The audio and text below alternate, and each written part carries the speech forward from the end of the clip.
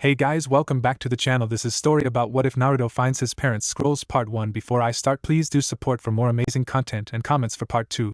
Do consider to subscribe my channel and share my video to your friends and check out the description as well. Let's start the video. Naruto looked down at the test and could not understand why the test was so difficult.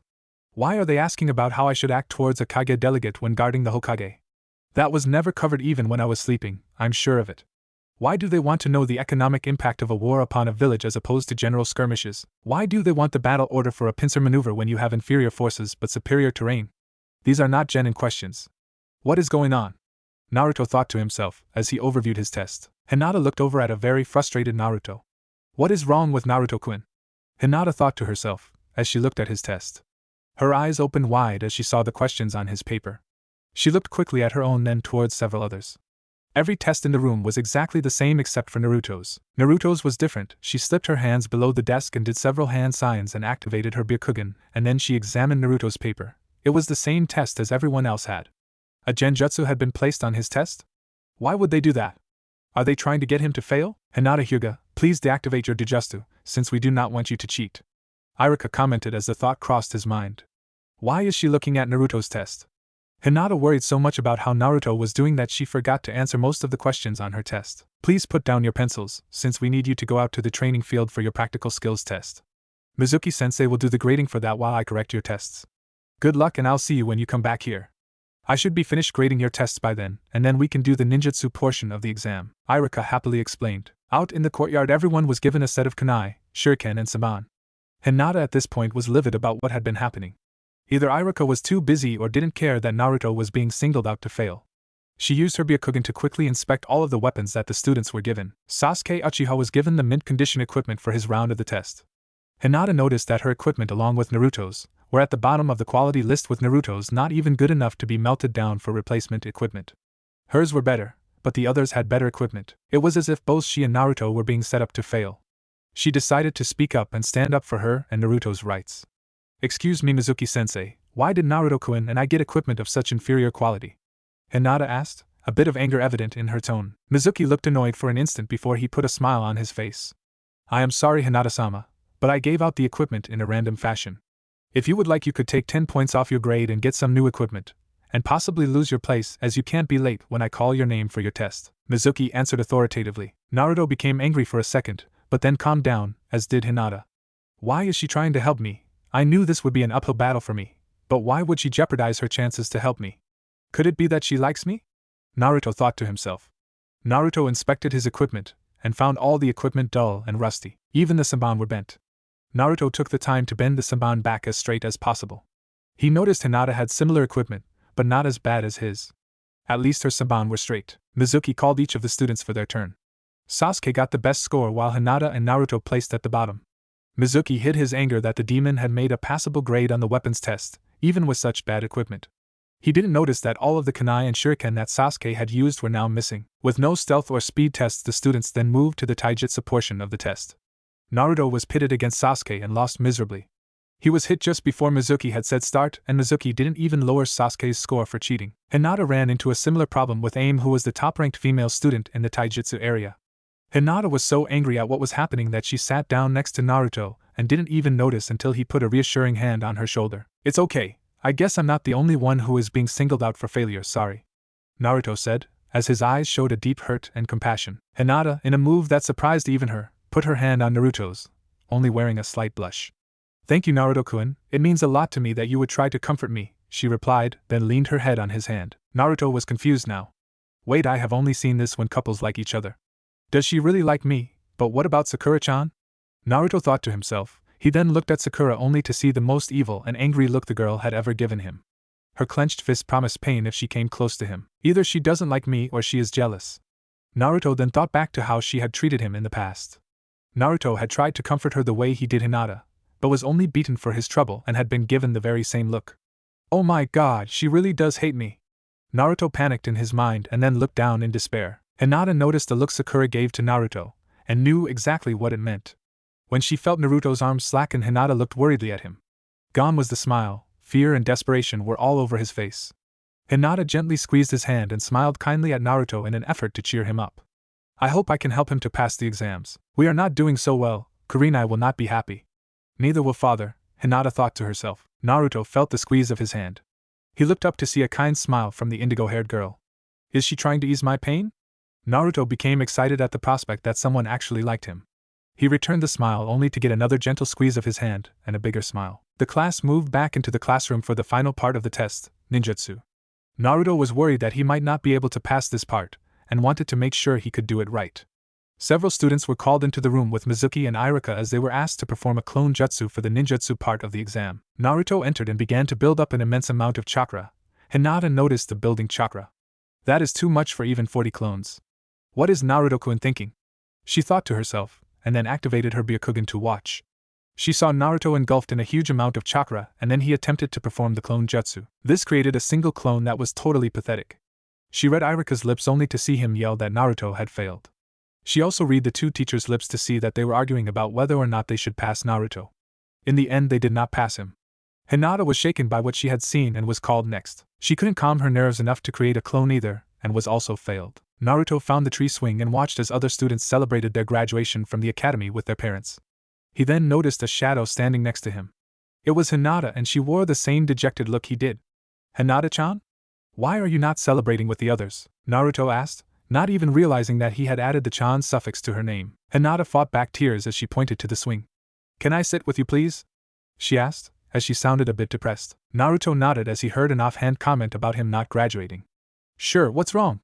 He asked in a kind and gentle voice. Hinata sat next to Naruto, then slumped into his shoulder and began to cry. I failed. I failed.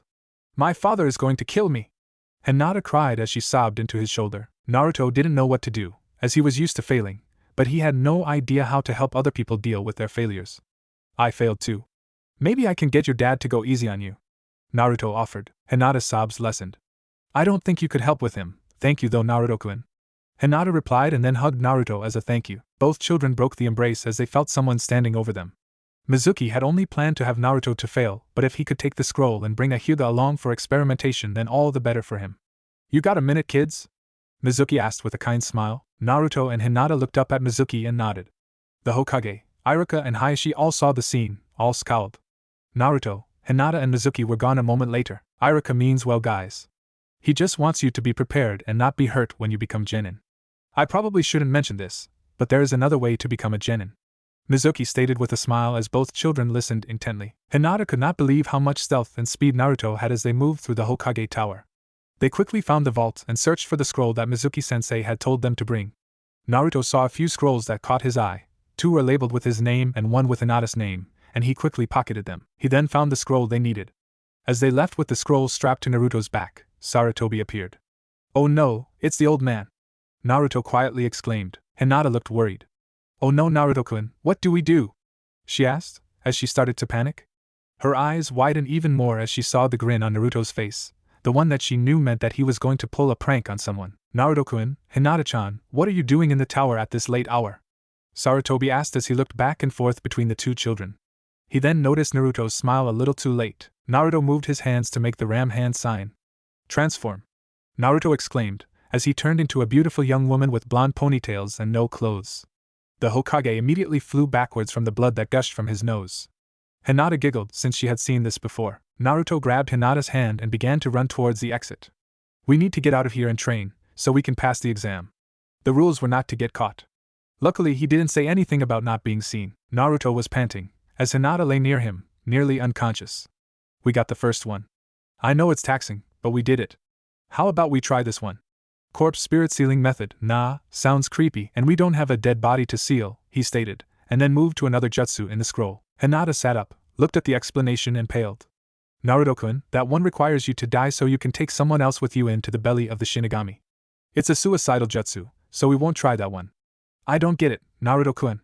All of the jutsu in this scroll are forbidden, and the explanations are quite explicit. The shadow clone jutsu we just learned is forbidden because it takes a lot of chakra and then will divide what you have left between you and your clones. You have a lot of chakra, but I don't have that much. My chakra control is all that kept me from dying from using that jutsu, and I even took a soldier pill. I can make one clone and you can make a lot more than that and only be winded. If I were to use this jutsu I would not be able to fight at all, since I would have nearly exhausted my chakra supply. I see only 2 more we could learn safely. They are Eagle Eye and Shadow Clone Shuriken. Both have better requirements, but should not be used a lot. The drawbacks to the Eagle Eye Jutsu are that you will have enhanced sight, but your close-range vision is nearly gone. The Shadow Clone Shuriken Jutsu will allow us to make one shuriken into many, but if used too often you will again exhaust your chakra supply. Hinata explained in a way Naruto could actually understand. Are there any more benefits to the Shadow Clone Jutsu other than creating lots of clones of myself and filling up an area with them? Lots of useless fighters would still equal close to almost nothing if I can't fight worth beans. Naruto stated in recognition of his own poor taijutsu skills. Yes. Anything the clone learns is transferred back to the caster. Also, the mental fatigue will be transferred back to you, so if you have say 50 shadow clones and dismiss them all at once you might suffer from overload from the feedback, Hinata explained. Now let's learn these two other techniques, so that we can pass this test, Hinata said, as she put her hand on Naruto's to trying to reassure him. He noticed a blush on both of their faces as they touched. They said each other's name at the same time, turned away and then they looked at each other only to see a blush on the other's face. Naruto recovered first. Hinata-chan, we need to get to these techniques down first, and then we can talk, he stated, as he smiled warmly at her, while the blush threatened to return. Hinata nodded and turned her attention to the scroll. Now memorize the hand seals first, and then memorize the release seal for the Eagle Eye Jutsu. This way you can release it, so we won't be hampered by it for any length of time, she explained. Naruto shook his head. First we should do the Shadow Clone Shuriken. It does have a higher chakra requirement, but it has less hand seals, so it would be easier to memorize. Then we can do the Eagle's Eye technique, he argued. Hinata sighed, as she relented and positioned the scroll on both of their laps and they began to study the jutsu. 5 minutes later several of the trees were embedded with hundreds of shuriken and kunai. Naruto was so happy he kissed Hinata on the cheek. She turned cherry red and looked at Naruto in a daze. Naruto-kun kissed me, he likes me like I like him, Hinata whispered happily in her dazed state. Naruto wore a confused look on his face. Hinata-chan likes me? If Hinata-chan likes me, what about Sakura-chan? She could be cuter than Sakura-chan, and her treatment towards me so far is much better than the beatings I keep getting when I am nice to Sakura. Man, I am so confused. What should I do? I like Hinata-chan, but Naruto was brought out of his thoughts when Hinata's hand touched his face with a worried look. You do like me, don't you, Naruto-kun? Hinata asked. Her eye almost begged him to say yes. Naruto's face turned from confused and concerned to a warm smile she had only seen on a few occasions. Yes, Hinata-chan, I do like you, he replied, more sure of himself than he'd ever been in his life. Hinata smiled and as she felt a comforting warmth growing in her. He likes me. I must prove that we can be a good team. She thought to herself. Naruto-kun, we need to get this last jutsu down before Mizuki-sensei arrives. Hinata exclaimed. Naruto nodded, as they both learned both the engagement and release hand signs. A few minutes later both were smiling and embraced in a hug, as they awaited both Iruka and Mizuki to arrive. They had seen Iruka and Mizuki with the Eagle Eye Jutsu. Iruka was a few minutes closer, but they were worried as Mizuki appeared to be decked out for war, not for a test. Iruka jumped down ready to tell the children that they had been caught when both smiled at him and said, Hi, Iruka-sensei. Are you going to administer the test when Mizuki-sensei also arrives? The question asked in unison by the children confused Iruka for a minute. Test. What test? Iruka questioned in his confusion. The special genin test, where we steal this scroll and learn 2 jutsu from it to pass. Mizuki-sensei told us about it, Naruto explained. Iruka looked at Naruto as if he had eaten a psychedelic mushroom. There is no test like that, Iruka exclaimed. Then Mizuki-sensei is coming to kill us and take the scroll then, Hinata explained with a dejected look on her face. Iruka pushed the children out of the way just as a dozen kunai embedded themselves into either Iruka or the shack that he was now pinned to. Well, you got part of that right, little girl. I did plan on killing the brat and taking you and the scroll as prizes, but it looks like I need to take out the trash first, Mizuki exclaimed. Mizuki, why would you have them steal? You were planning to take the scroll for yourself and kill them, weren't you? Iruka said in an accusatory tone. The pieces were beginning to add up. No, the demon brat, and thanks to your arrival, you're being added to the trash list. I was planning to take little Hinata here with me to Orochimaru, so that he could experiment on her, Mizuki explained, as he began to laugh. He then continued, both of you are idiots, and now I am going to finish you off. But first, Naruto, don't you want to know why everyone in the village hates you? Iruka shook his head, but he was pinned to the side of the shack that was nearby and could only exclaim, No, Mizuki, it's forbidden. Hinata looked at Naruto, while his expression changed several times, first from anger to worry, then to fear and finally to curiosity, as he finally nodded. Mizuki laughed and explained, the 4th Hokage didn't kill the 9 tails all those years ago. It's sealed within you. You are the demon fox, Naruto. Hinata watched Naruto's face change again from fear to frustration to anguish. Naruto clutched the scroll as he was suddenly hit by 2 bodies. He felt something warm drip on his face. As he opened his eyes, he saw Iruka looking down on him with tears in his eyes and blood seeping from his mouth. He also saw Hinata clutched on to him tightly. He looked back between the 2 of them as Iruka spoke. I am sorry, Naruto, that I wasn't there for you. I knew you were all alone, but I didn't reach out to you until now. We are a lot alike, you and I. We were both alone for a lot of our lives. I know what it is like to be alone. Maybe Hinata here will help you not to be so alone. Now take the scroll and don't let Mizuki get it. Naruto looked down at Hinata, as she nodded and helped him turn over to begin to run away. Hinata was in quick pursuit. Iruka pulled the Fuma shuriken from his back and threw it haphazardly at Mizuki, only to miss miserably. Mizuki laughed as he jumped past Iruka and said, "I'll deal with you later." Naruto was leaping from tree to tree as Iruka pulled up beside him. "Mizuki was lying to you, don't believe anything he says." "Hand me the scroll," Iruka exclaimed, as Naruto changed his direction and kneed Iruka in the stomach. Both landed hard and rolled to a stop. "How did you know that I wasn't Iruka?" Iruka asked, as he transformed back into Mizuki. Naruto lay against the tree and took a deep breath, and he changed into Iruka. He then explained, "Because I'm Iruka." "Why are you defending him? He's a monster. He will take all of his anger and hatred and pour it into the scroll and destroy the village," Mizuki exclaimed. Naruto heard this from behind a near tree and began to cry, only to feel a hand on his shoulder. It was Hinata who reached down and hugged him gently. "You will never be a monster to me," she whispered gently. "You will always be Naruto-kun." "You're right, that is what a monster would do," Iruka explained, as both Naruto and Hinata froze. He then continued, "But that isn't what Naruto would do. He is Naruto Uzumaki from the village hidden in the leaves, and he is not the Kyuubi, he is its jailer," Iruka exclaimed. Naruto looked up at Hinata, who smiled and nodded to him. "He does care," Naruto whispered, as Hinata again smiled and nodded. "You know I was going to kill you last, but now you are just in the way," Mizuki explained emphatically, as he pulled the second shuriken off of his back and began to spin it. Iruka smiled, as he felt his impending death. Suddenly a shuriken flew past him, as well as an orange object. The shuriken turned into 10 as several tore into Mizuki, and the orange object then slammed into Mizuki. Thus it caused him to lose control of the large shuriken, which flew off behind him. Naruto stood over the bloody and injured Mizuki, holding the scroll beside him.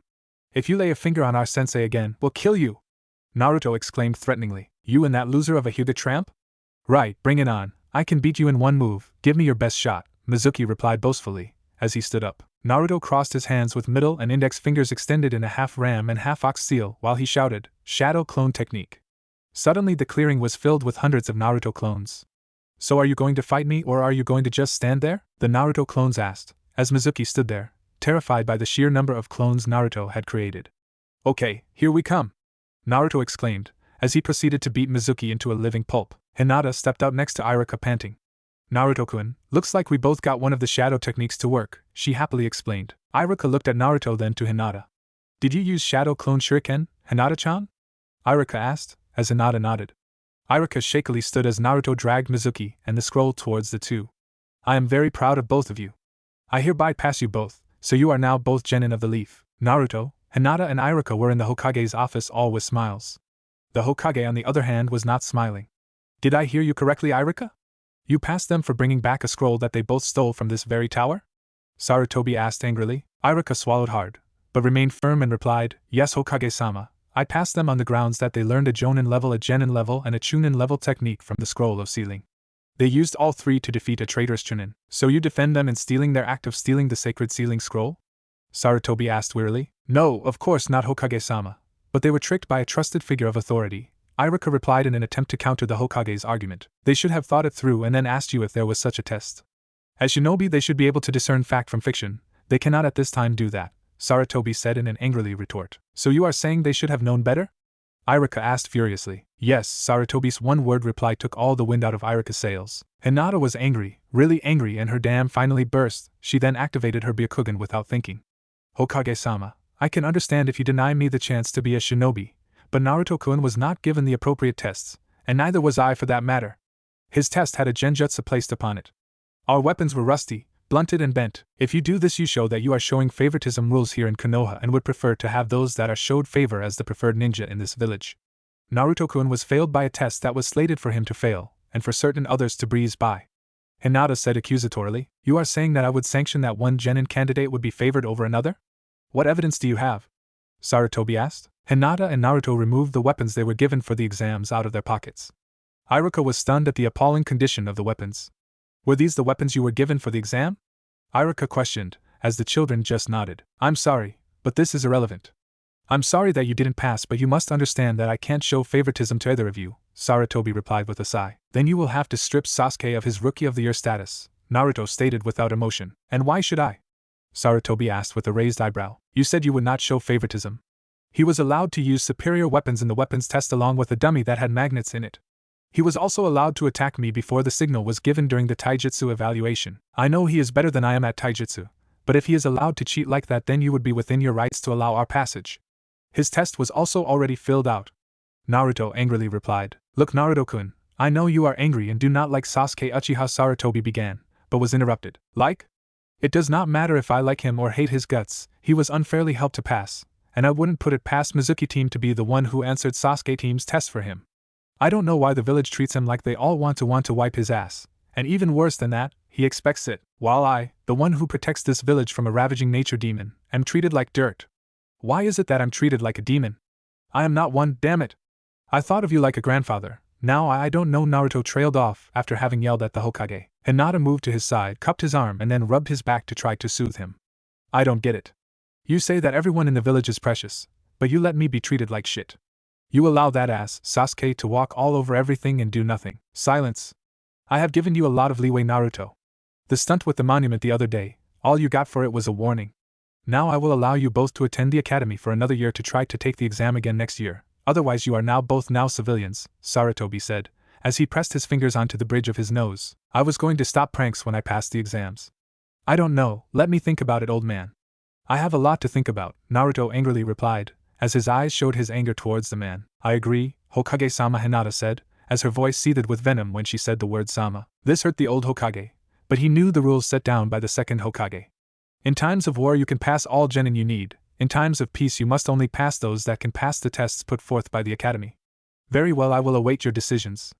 Iruka, I will talk to you tomorrow about team assignments. Also let Kurenai in as you leave, since she needs to hear about this from me and the children. Yes, Hokage-sama. I'm sorry, kids. I tried, Iruka said weakly, apologized, as he left and a woman entered the room. Kurenai-sensei, Hinata whispered and lowered her head. This time Naruto rubbed her back to comfort Hinata. Ah, Kurenai-chan, come in, Sarutobi said to the woman, now appearing to be in a happier mood. We have a couple things to discuss regarding your charge, Hinata Hyuga, Sarutobi explained, as Kurenai nodded. Well, both of these students failed the genin exams. They also both know about Naruto's condition. Sarutobi's statement immediately put Kurenai on guard, as she eyed Naruto. Hinata grabbed Naruto's hand for support and squeezed. He then continued, you see, they broke into the tower, sneaked past several NBU, took the scroll of sealing and sneaked past me. They then proceeded to take the scroll to a secluded place in the woods and learn from it. Naruto and Hinata were surprised that Kurenai's eyes opened even wider than they even thought possible. She turned to them with an angry glare. Is this true, Hinata-chan, Naruto? Kurenai asked in an angry voice, as both nodded.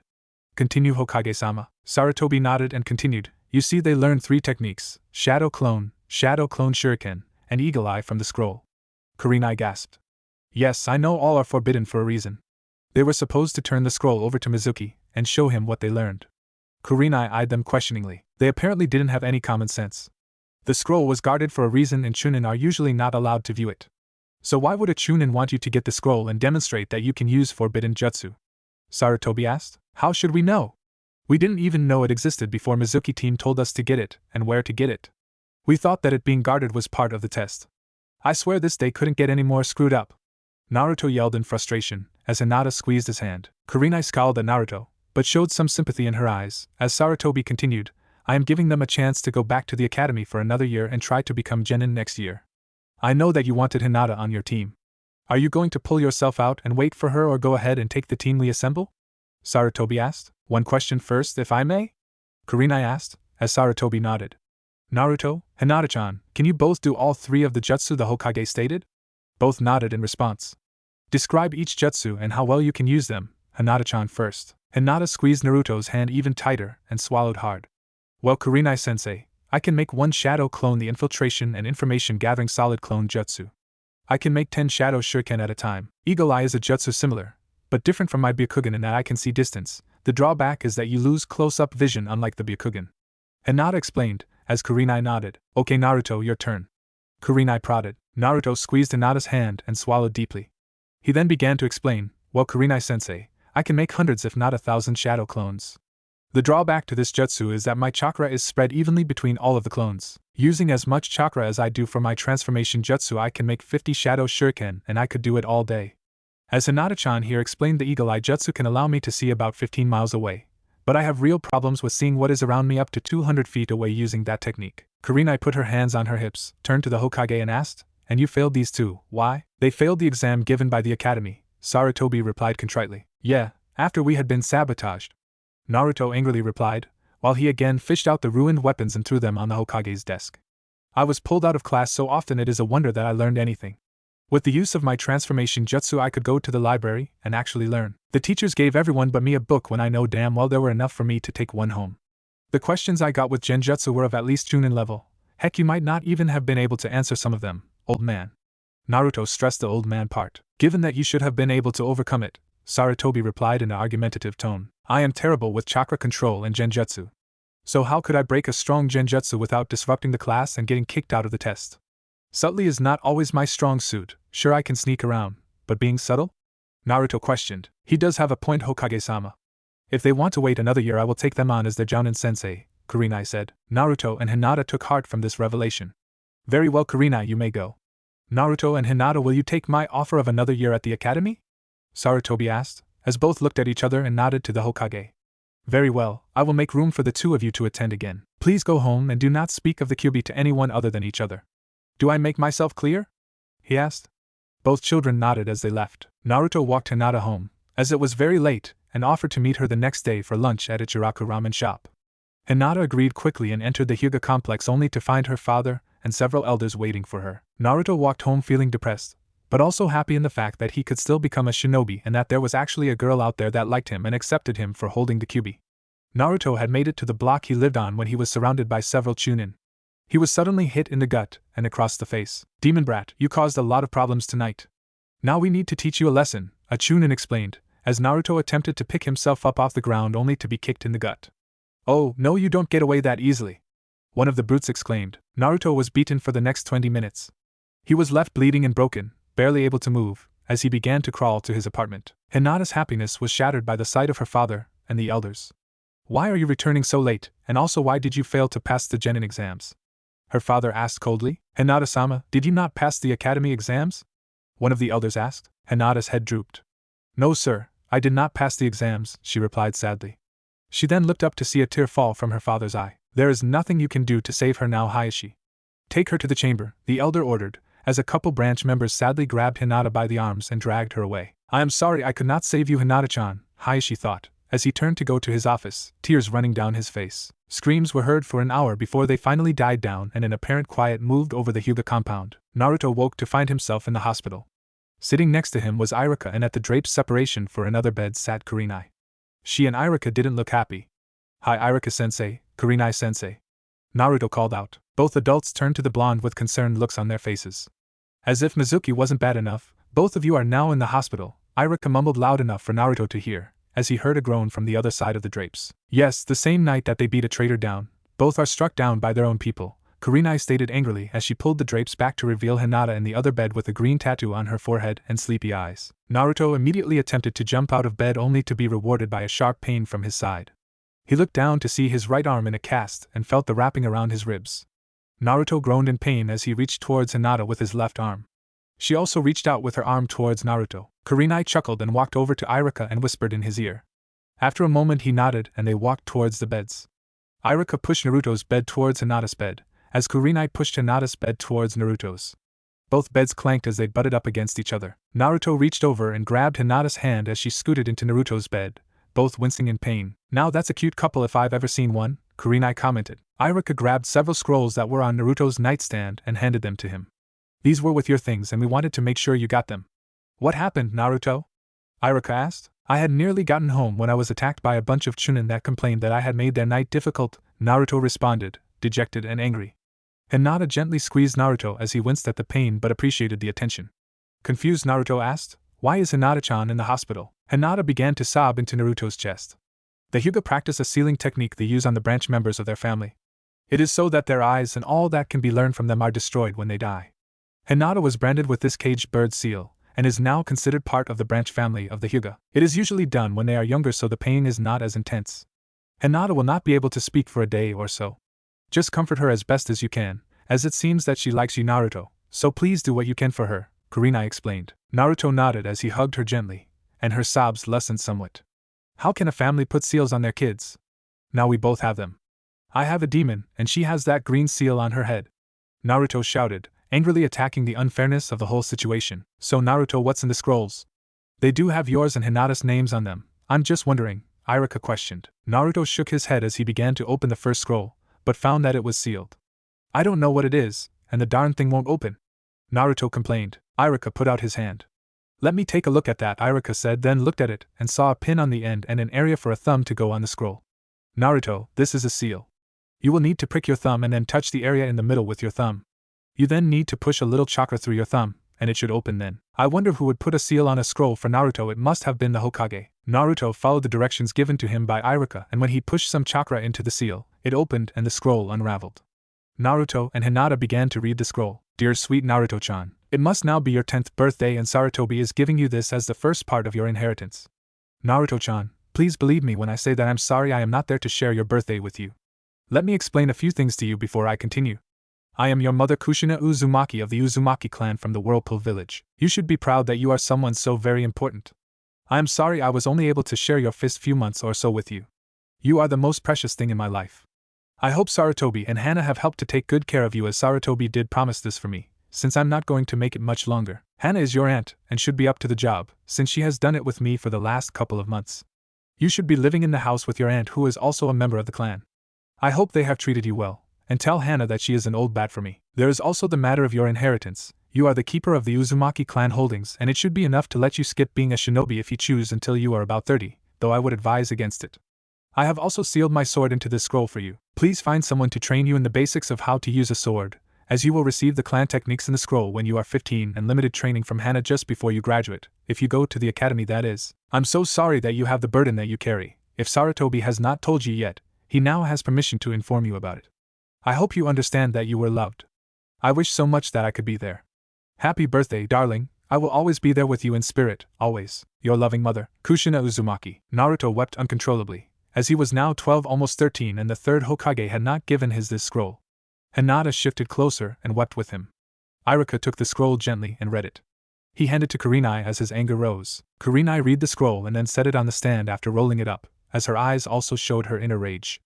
Kurenai and Iruka stayed with the children for the rest of the day and into the night. Naruto and Hinata were discharged 2 days later. No one from the Hyuga clan had come to escort Hinata back to her home. Naruto had finally looked at the other scrolls he has acquired when they had gotten the scroll of sealing. Naruto handed the one that was labeled for Hinata to her. She opened it and read the contents, then immediately fainted. Naruto, being worried, read it too, and joined her on the ground. Iruka, who had just arrived to walk Naruto home, picked up the scroll and began to laugh as Kurenai arrived. She looked at the children and then at Iruka, who handed her the scroll. She joined in the laughter. Dear Hinata-chan, as a 10th birthday present to you, your father and I are giving you a wonderful gift. We are also giving you safety from the caged bird seal. You are hereby betrothed to a one Naruto Uzumaki. You may want to get to know the boy or you can just accept the betrothal. You may also reject this betrothal when you turn 15 and seek another suitor, but I must warn you that the council will have say over any other suitor you may end up with.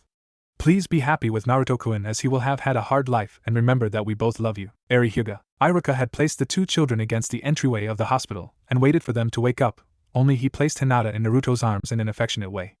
Iruka-san, why do you tease them so? Kurenai asked in mild laughter. He has had it so bad I just thought he should have something good to wake up to. It isn't every day you find out the girl who likes you turns is the girl to which you're betrothed. I do wonder why they did it. Naruto is an orphan without family, and I know he is part of a nearly dead clan now, but that still puts him at a lower station than Hinata. I would have figured that they would have put her in a marriage with a higher noble, or a more notable clan. I know there is animosity between the Hyuga and the Uchiha, so they would be out of the question, but there are other clans out there, or even a noble within the Hyuga clan. Iruka pondered the question he posed. Kurenai laughed happily. Haven't you heard the saying, don't look a gift horse in the mouth, Iruka-san?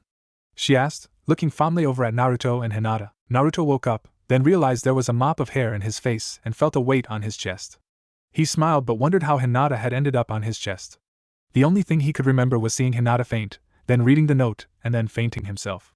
There were things that bothered him. If what was put in the scroll is accurate, then they should have never put the caged bird seal upon her, as she was already betrothed. Now she would be considered damaged, but not to me, since we are now more alike than we were before. I am sorry, Hinata-chan. You failed because the damn fox that is sealed inside of me, Naruto thought to himself sadly. Naruto, what are you going to do with this information?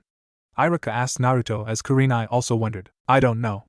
The old man kept this from us, and I almost believe that he may never have wanted me to see these scrolls at all, Naruto said glumly as he fished the first scroll from his mother out of his pocket, then continued, I think I am going to read the other scroll as it is supposed to be for my 15th birthday, but until then I should be able to keep the information secret. Naruto fished the second scroll out, and began to read. His expression changed several times, from tears to out anger.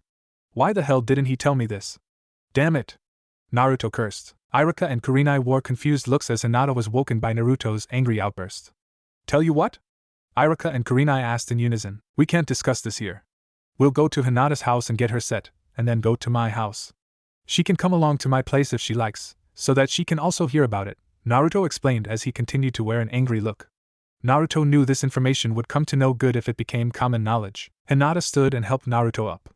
The group moved through town to the Hyuga estate only to find a small collection of scrolls waiting outside the estate with Hayashi sitting on the porch, his eyes red and swollen.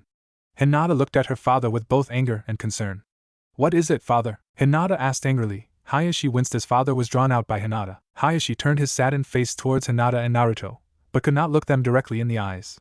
You both must think ill of me. I am sorry for both of you. I am sorry I couldn't stop the council from branding you.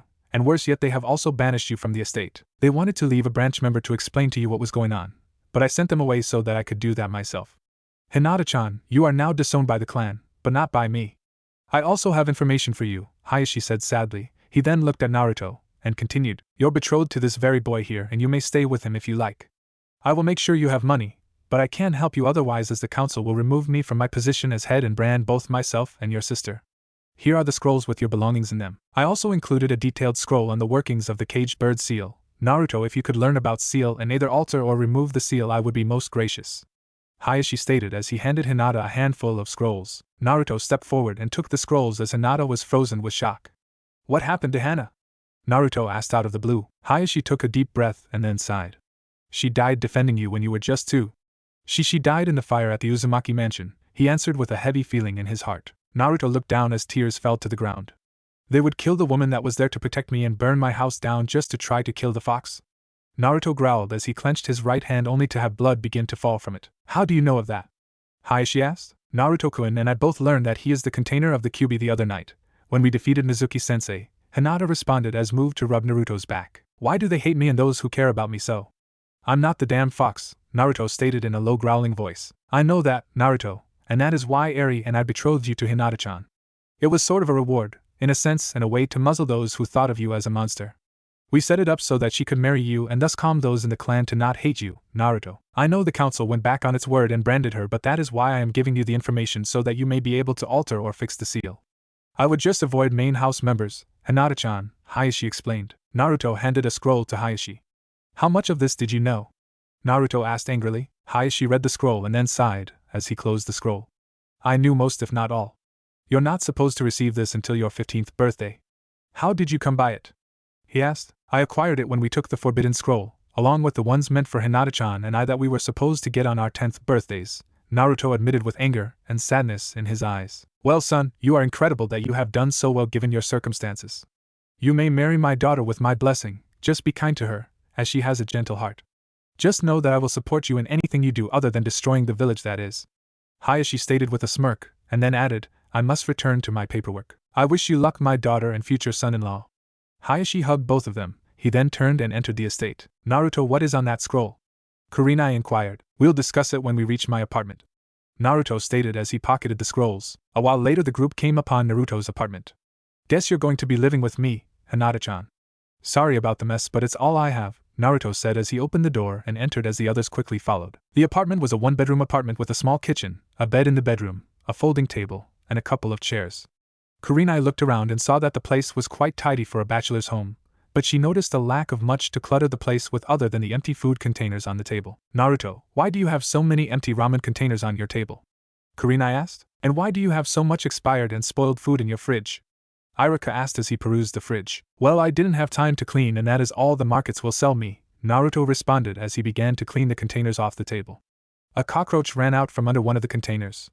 Naruto looked at it with a bit of annoyance, and grumbled, dang bugs, I wish I could get rid of them, but I just can't seem to bring myself to kill them. I know of someone who might be able to help you get rid of them. Kurenai responded, and then asked, the markets refuse to sell you good food? Is it because of your tenant? That's my guess. Yet again another way the fox is ruining my life without having to do anything, Naruto stated as he finished washing the table. He then apologized. Sorry, I don't have enough chairs, but I don't get many guests, and the old man didn't get me any other furniture. Iruka sighed at the revelation that Naruto's life was harder than he had thought before. He looked into the bedroom and saw the sheets were threadbare, and a stack of scrolls against the wall. He also saw a large pile of used weapons. Naruto, what is with the collection of weapons? He asked. Naruto smiled at the question. You know, shinobi really are wasteful, so I go around to all the training grounds and collect all the leftover weapons that are in good condition that they just seem to leave everywhere, he explained. Kurenai and Iruka were impressed with Naruto's ingenuity. Kurenai-sensei? Hinata asked quietly as Kurenai nodded to her. Is it bad that I have to live with Naruto-kun before we are married? And what can we do to eliminate the infestation? I know it isn't really Naruto-kun's fault, Hinata asked. Kurenai knelt down to Hinata. We will take care of it if we have to pay for the work. Don't you worry, as you are going to have a life with the boy you love. Just don't have any children anytime soon, because you're both too young, Kurenai warned as Hinata blushed profusely. She then added, we do need to talk to the Hokage about what happened though. Naruto re-entered the room with Iruka and noticed Hinata red color. Is she alright? Is she sick? Naruto asked worriedly. Kurenai laughed as she stood up. No, Naruto, she is embarrassed. If she is that color around you, more often than not, she's just blushing. It's a natural reaction. It is a sign of her liking you, and she is just too embarrassed to show you. Don't worry. It will lessen as she spends more time with you. It may never go away though, Kurenai admitted. Hinata nodded to the proclamation. I will tell you when I don't feel good, Naruto-kun. It's just a little much for me to take in, that the boy I have liked for so long is going to be my husband and that I am going to be living with him, she explained. I know. I'm sort of blown away by all of this too. Oh, you will want to know what is in the second scroll. I am so pissed at the old man now, Naruto exclaimed, as he handed Hinata the scroll, which she read along with Iruka and Kurenai. Dear Naruto-kun, this is your mother again. Now that you are 15, there are a few more things that I must tell you. First, you're a Jinchuriki, a human sacrifice, if they have not already explained it to you already. This means that a demon has been sealed within you. Don't worry, for you are not the demon, just the container of it. I'm so sorry about this. You also may not be happy with the second bit of news I'm going to give you. It was your father who sealed the demon fox within you, the fourth Hokage, Minato Namikaze. Please don't be angry with him, as he thought it was the only way to protect the village. There is good news though. I have talked with the Hyuga who just had a daughter, and they have agreed to betroth their daughter to you as way of thanking you for protecting the village. They figure they will have another in a few years, but I'm sorry, as I will not be able to see that happen. Hana has agreed to keep you safe and make sure that you notice her when you both grow old enough to meet each other. Know this, Naruto-kun, your father and I both loved you and wanted the best for you. Sarutobi has assured me that when I am gone you will be taken care of. I am sorry that I will not be there for you when you have your fifth and now your 15th birthday. My only regret is how the village feels about us, and the sacrifice we have had to make for them. Do not seek revenge for what has happened, as it will come to no good, and only destroy you in the end. If you have not met Jiraiya yet, seek him out to train you as he did your father. Also seek a woman known as Tsunade. Tell her, I sent you, and say it is true. She will know what you mean and should take you into her home. Live a long and happy life, my son, with love from your mother, Kushina Uzumaki Namikaze. Iruka and Kurenai looked at Naruto, then back at the note. The boy was the son of the Yondaime Hokage, but no one had pieced the facts together. Naruto had the same hair as the fourth, the same grin when he smiled, and he may not have been a genius, but he was still quite bright. The biggest glaring point is that he was chosen by the fourth to hold the Kyuubi. He would have chosen his son before he would have chosen anyone else. Now it all made sense. Why didn't I see it all before? Iruka asked quietly. Why didn't anyone see it before? I guess we all just wanted to see what we saw and nothing more. I understand some of why he wouldn't have been told, as it would protect him from IWA wanting to kill him for what his father did during the war, but why allow him lead such a pathetic and downtrodden life? Kurenai questioned. Maybe he was angry that my father left him to do all that paperwork. I don't know, but I am currently so pissed that I want to leave this village. As far as I can see, I will never be allowed to become Hokage. I am betting that even if we go to the academy for another year, we will not be allowed to complete the exam and become genin. Naruto growled in an angry voice. Hinata finished reading the scroll and found a note hidden further down the scroll. I'm sorry, Naruto-kun, but there is something more here for you, Hinata said, as she handed Naruto the note as he read it. Dear little Naruto-kun, it is with much sadness and grief that I have to tell you that your mother died from poisoning. The Hokage did not investigate it, and I am very angry with him. I threatened to leave the village and take you with me. Also, the promised protection has yet to show up, as you have been attacked several times during your short life already by irate villagers. It was nothing serious other than bottles being thrown at you, but those could be dangerous. The Hokage did decree that you were to no longer be harmed, but I fear that the villagers will continue to attack you as you grow older. Here are the directions to our house if you are taken from it.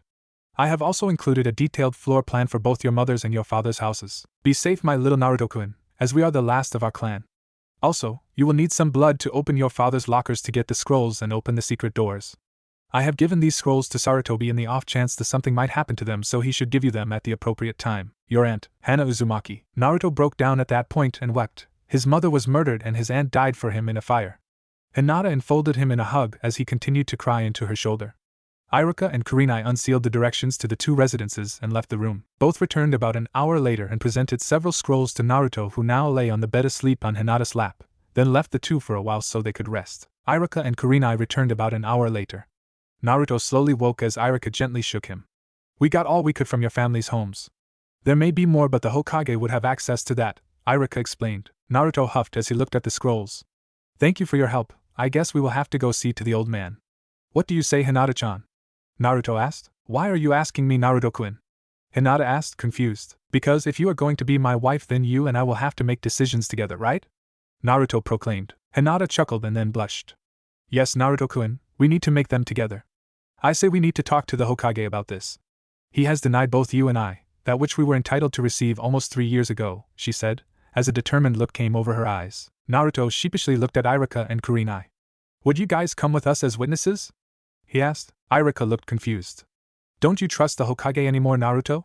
He inquired. Naruto shook his head vigorously as he got off the bed. No, actually, I don't. He has come to see me once a month since I was 5. The orphanage kicked me out when I turned 4. I've lived on the streets for a whole year before he helped me.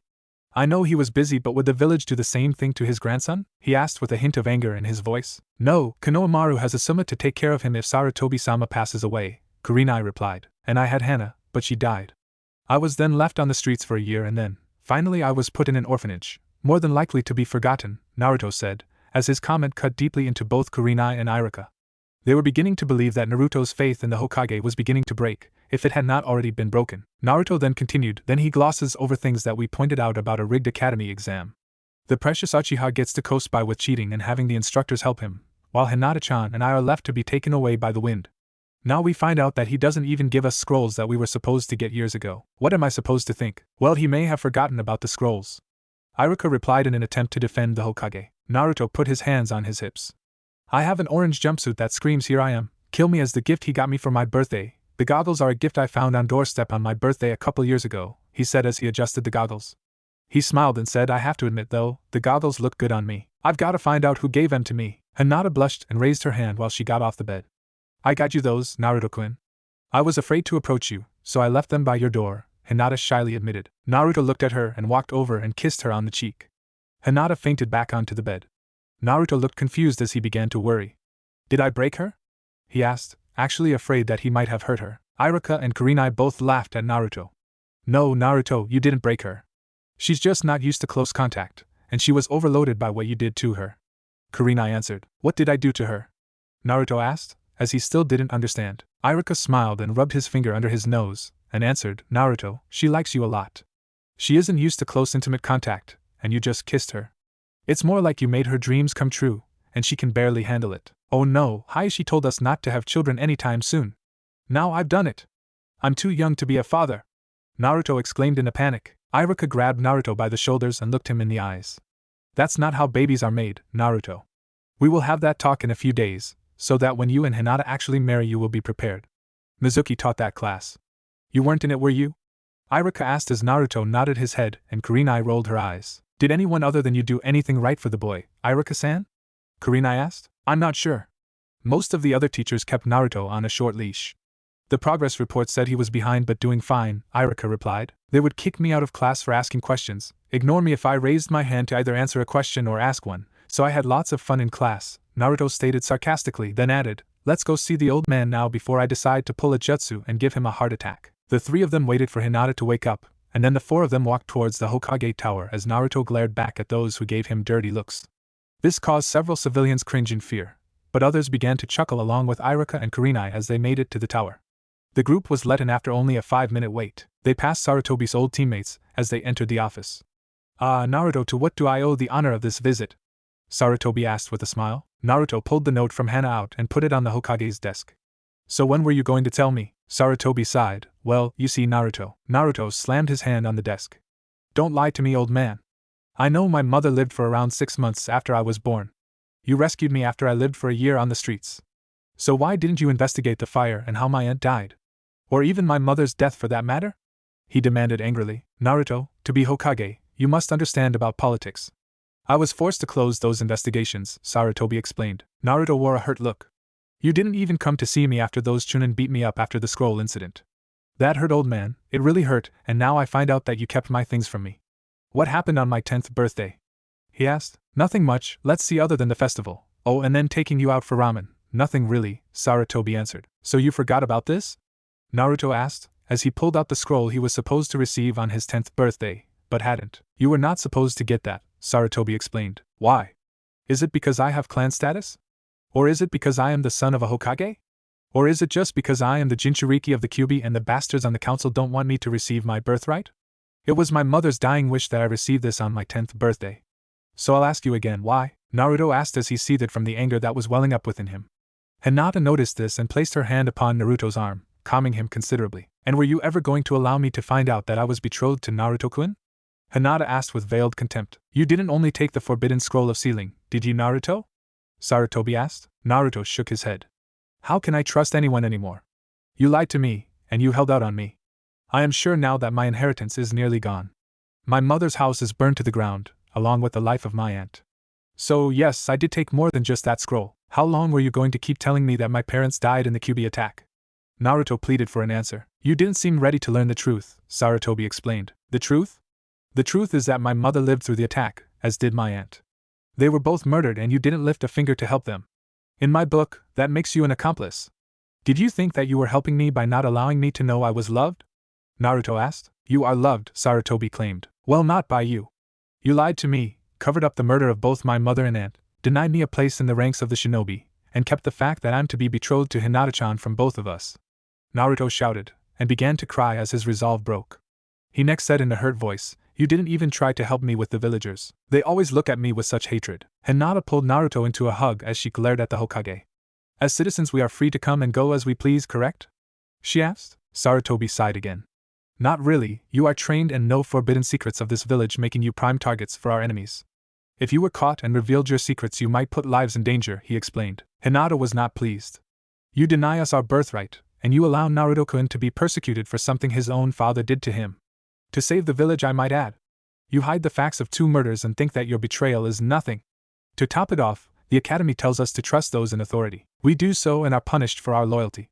This village should have been leveled by the Kyuubi. Hinata exclaimed. Sarutobi rubbed the bridge of his nose. You are talking treason, Hinata-chan, he replied. No, I am talking justice. Naruto had no ability to stop what happened to him, and now you force him to be a prisoner in his own village, a village that hates him, save a few. Hinata scolded Sarutobi as she looked kindly at Irika and Kurenai. How much of his inheritance is left? Sarutobi shook his head. This is going to be one big headache, he thought to himself, and then answered, not that much. So, this village has not only killed his relatives, scorned him, and beat him, but it has also stolen from him. Hinata accused. When you put it that way, Sarutobi attempted to explain, only to be cut off by the angry Hyuga girl. My husband-to-be is distraught by what has happened in the last few days. You should be ashamed of yourself. How can you allow a village to take advantage of a hero like him? Hinata inquired. Well, part of the problem is that Naruto's inheritance was deducted from the pranks he pulled and all items that he stole, Sarutobi answered. Have you seen his apartment? He has old and expired food. He has few, if any, belongings. So what is it said that he has stolen? Hinata defended. The list actually is quite large. It covers everything from food to weapons, and even furniture, Sarutobi answered. He has 2 chairs, a table, a bed, a dresser, and some very old appliances. Where is he hiding these so-called stolen items? Hinata inquired. Sarutobi glared at Irika and Kurenai, who both put their hands up in submission. Hinata, you are saying that there is a conspiracy to steal from Naruto? He asked. I say there is, and you are part of it. If not an active part, then you are an unwitting participant. Naruto-kun does not steal. He has acquired things that others throw away, and pulls pranks on those that anger him, but he has not stolen, Hinata defended. Naruto squeezed Hinata and whispered thanks into her ear. Naruto turned, embracing Hinata, and looked at the Hokage. I want what is mine. I didn't steal and I want to face my accusers. Hell, I don't even get to go into many stores. Most chase me out unless you are there with me. It has been more than a year since I got any new clothes. I love orange, but this jumpsuit is almost like a death sentence. Are you trying to kill me? He asked. Sarutobi winced, as Naruto had just implied that the Hokage might actually have wanted him dead. No, Naruto, I don't want you dead. As for your inheritance, I will look into it. Am I to assume that you want to leave the village? Sarutobi asked with a sad voice. For a little while, maybe. I need to clear my head and get to know Hinata-chan more, as we're supposed to eventually get married. I'm just disappointed that you didn't trust me enough to give me what my mother wanted me to have, Naruto stated with a tremble in his voice. The academy is out for a few months. You can both take that time to figure out what you want to do. I will fix your inheritance issues for you. Come back safe. I was forced to not allow you to pass the academy exams by a law passed by the 9-Dame Hokage. If we were at war, I could have made an exception, but we are not at war, so I cannot pass you unless you accomplish something in the field during your break, Sarutobi explained. Is there anything else you want me to investigate while you are away? Yes, there is. Are there any messages from my father? I already have 2 from my mother, Naruto replied. I will look. So you got the one for your 15th birthday too, I see. The council is happy you didn't graduate. I am sure you know that, Sarutobi explained. I'm sure that they're happy that Sasuke passed with flying colors also. After all, they did all they could to make sure he passed by cheating. Naruto accused. You cannot prove that, can you? Sarutobi inquired. Check my test and check his. Also check the target dummy. As for him cheating at Taijutsu, you will have to just take the word of Hinata-chan, Shikamaru, Choji, Kiba, and myself, otherwise you are as corrupt as the others in your so-called honorable council who have stolen from me, Naruto stated. You are not as dumb as you pretend to be, are you? Sarutobi asked as Naruto shook his head. I will look into all the matters we have discussed today. I wish you a happy journey on your vacation. I will also have Kurenai go with you to the bank and have them draw some funds for your vacation. I just hope you don't make it a honeymoon, for I wish to attend the wedding, Sarutobi said with a smile as both Naruto and Hinata scowled at the old man. The group left the tower and headed to the bank. Naruto opened the door for everyone as they went to enter. The guard let everyone in but grabbed Naruto as he walked into the bank. Hey, what are you doing? Naruto yelled as the guard lifted him up off the ground. You demon, are not allowed in here. The guard explained as he felt his legs collapse from underneath him. You will not touch Naruto-san again. Under the orders of the Hokage you will now release him or face me, Kurenai stated. The man looked at the Jounin and at Hinata who looked angrily at him. He guessed the Hyuga girl had knocked his legs out from under him, but he also faced the Jounin so he let Naruto go. The bank manager came over to the incident to see what was going on and saw the blonde in orange. What is going on over here? Oh, him. He is not allowed in here, he said with a scowl. Are there any accounts left for the Uzumaki clan? Iruka asked. Yes, but they are being held by the council for reparations for what that monster did, the manager answered. You understand that I am a Jounin, and he is a Chunin? Kurenai asked in a dark voice as the manager nodded. She then added, then you will help out and accommodate us, or I will inform the Hokage that this bank is holding funds that rightfully belong to this boy. He will not be pleased. He will go over your books and if we find just one shoe missing from his account, they will not find you ever. There is no need to make threats. I am sure his account is in good order. Come to my office so that we do not scare off my other customers, the manager stammered. He led the group to a back office where he left them for about 10 minutes. He then returned with a large set of ledgers with a U on them. He brought them into his office. He opened them and paled immediately. Kurenai grinned at the man's discomfort. Is there anything wrong? Kurenai asked as she smiled politely from her chair. The man began to sweat profusely. Well, there do seem to be some errors and closed accounts. I will need some time to look into them, he replied nervously. Iruka looked angrily at the man and asked, how many Uzumaki accounts are there? The man swallowed hard. There were about 40. Now there are only 2 left, a 1 Kushina and a Hana Uzumaki. All the other accounts were closed about 6 years ago. All at once, but I know that they all died before that. The last living Uzumaki, other than the boy there, died about 8 years ago, a 1 Hana Uzumaki, and both accounts have had recent withdrawals. I will look into this. So the boy is claiming to be an Uzumaki? What evidence does he present that he is one? The manager asked. Naruto showed the scroll and that it was a blood scroll. This is a scroll left to me by my mother, Kushina Uzumaki, he explained. The man swallowed deeply. If your mother was Kushina, then you are a well-to-do young man. How much would you like to take out today? He asked. Naruto smirked and looked at Hinata. He then asked, how much would it take to make it so that you and the guard lose your jobs? The man paled. Well, you see, I never hated you. The council just forbade us from dealing with you, he stammered out, obviously lying. Hinata smirked. You didn't answer his question, she stated. The man seemed to regain his composure for a minute. You are a branch member of the Hyuga and therefore are not involved in this, he said smugly. Naruto growled at the man. You will not treat my fiancée that way. She is Hinata Hyuga, former heiress to the Hyuga clan. If you wish to live past today, you will treat her with respect, Naruto threatened, as his eyes became purple with slits for pupils. The man jumped and ran behind Irika, who just began to laugh. "Don't let the demon get me!" The manger cried out in fear. "You lied! I just want to take some money out for a vacation and to treat Hinata-chan to a nice dinner. If you can't do that for me, then I will go talk to the Hokage." "Do I need to talk to him?" Naruto inquired angrily. Kurenai stood and smiled evilly. "No need, Naruto-san. I think Irika-san and I can take care of him," she said a little too happily. The man moved behind his desk and started to cry. "No, please, I will fix it, I promise. Every shoe will be accounted for, and all the clan holdings will be transferred into his new account. Please don't kill me. How much do you and your lovely fiancé think you will need for a nice vacation?" The man pleaded as he cowered from behind his desk. Naruto, Hinata, Irika, and Kurenai all left the bank with a scroll and smirks. The bank manager was found several hours later, hanging from the ceiling by wires. Naruto and Hinata got a hotel room that evening, as they were tired, and Hinata didn't want to be near the apartment that night. Naruto sadly agreed with her, and he asked Kurenai and Irika to do something about the bugs in their apartment. Kurenai agreed, but also ordered Irika to teach Naruto about the birds and the bees, or there would be consequences. Irika reluctantly agreed to do it the next evening. Naruto and Hinata went shopping for some clothes, so that they could go and spend a few nights in the hotel before they left the village for several months. Irika accompanied them to make sure that the merchants didn't either refuse service or overcharge the two. Naruto and Hinata agreed to sleep in the same bed, as they were to be married. Naruto quickly fell asleep and began to gently snore, and Hinata just watched him sleep, a smile crossing her lips as she lay down beside him and fell into blissful sleep herself. The next day was spent shopping for essential clothes, which caused Naruto to blush, as Kurenai walked Naruto and Hinata into the lingerie section of a clothing store.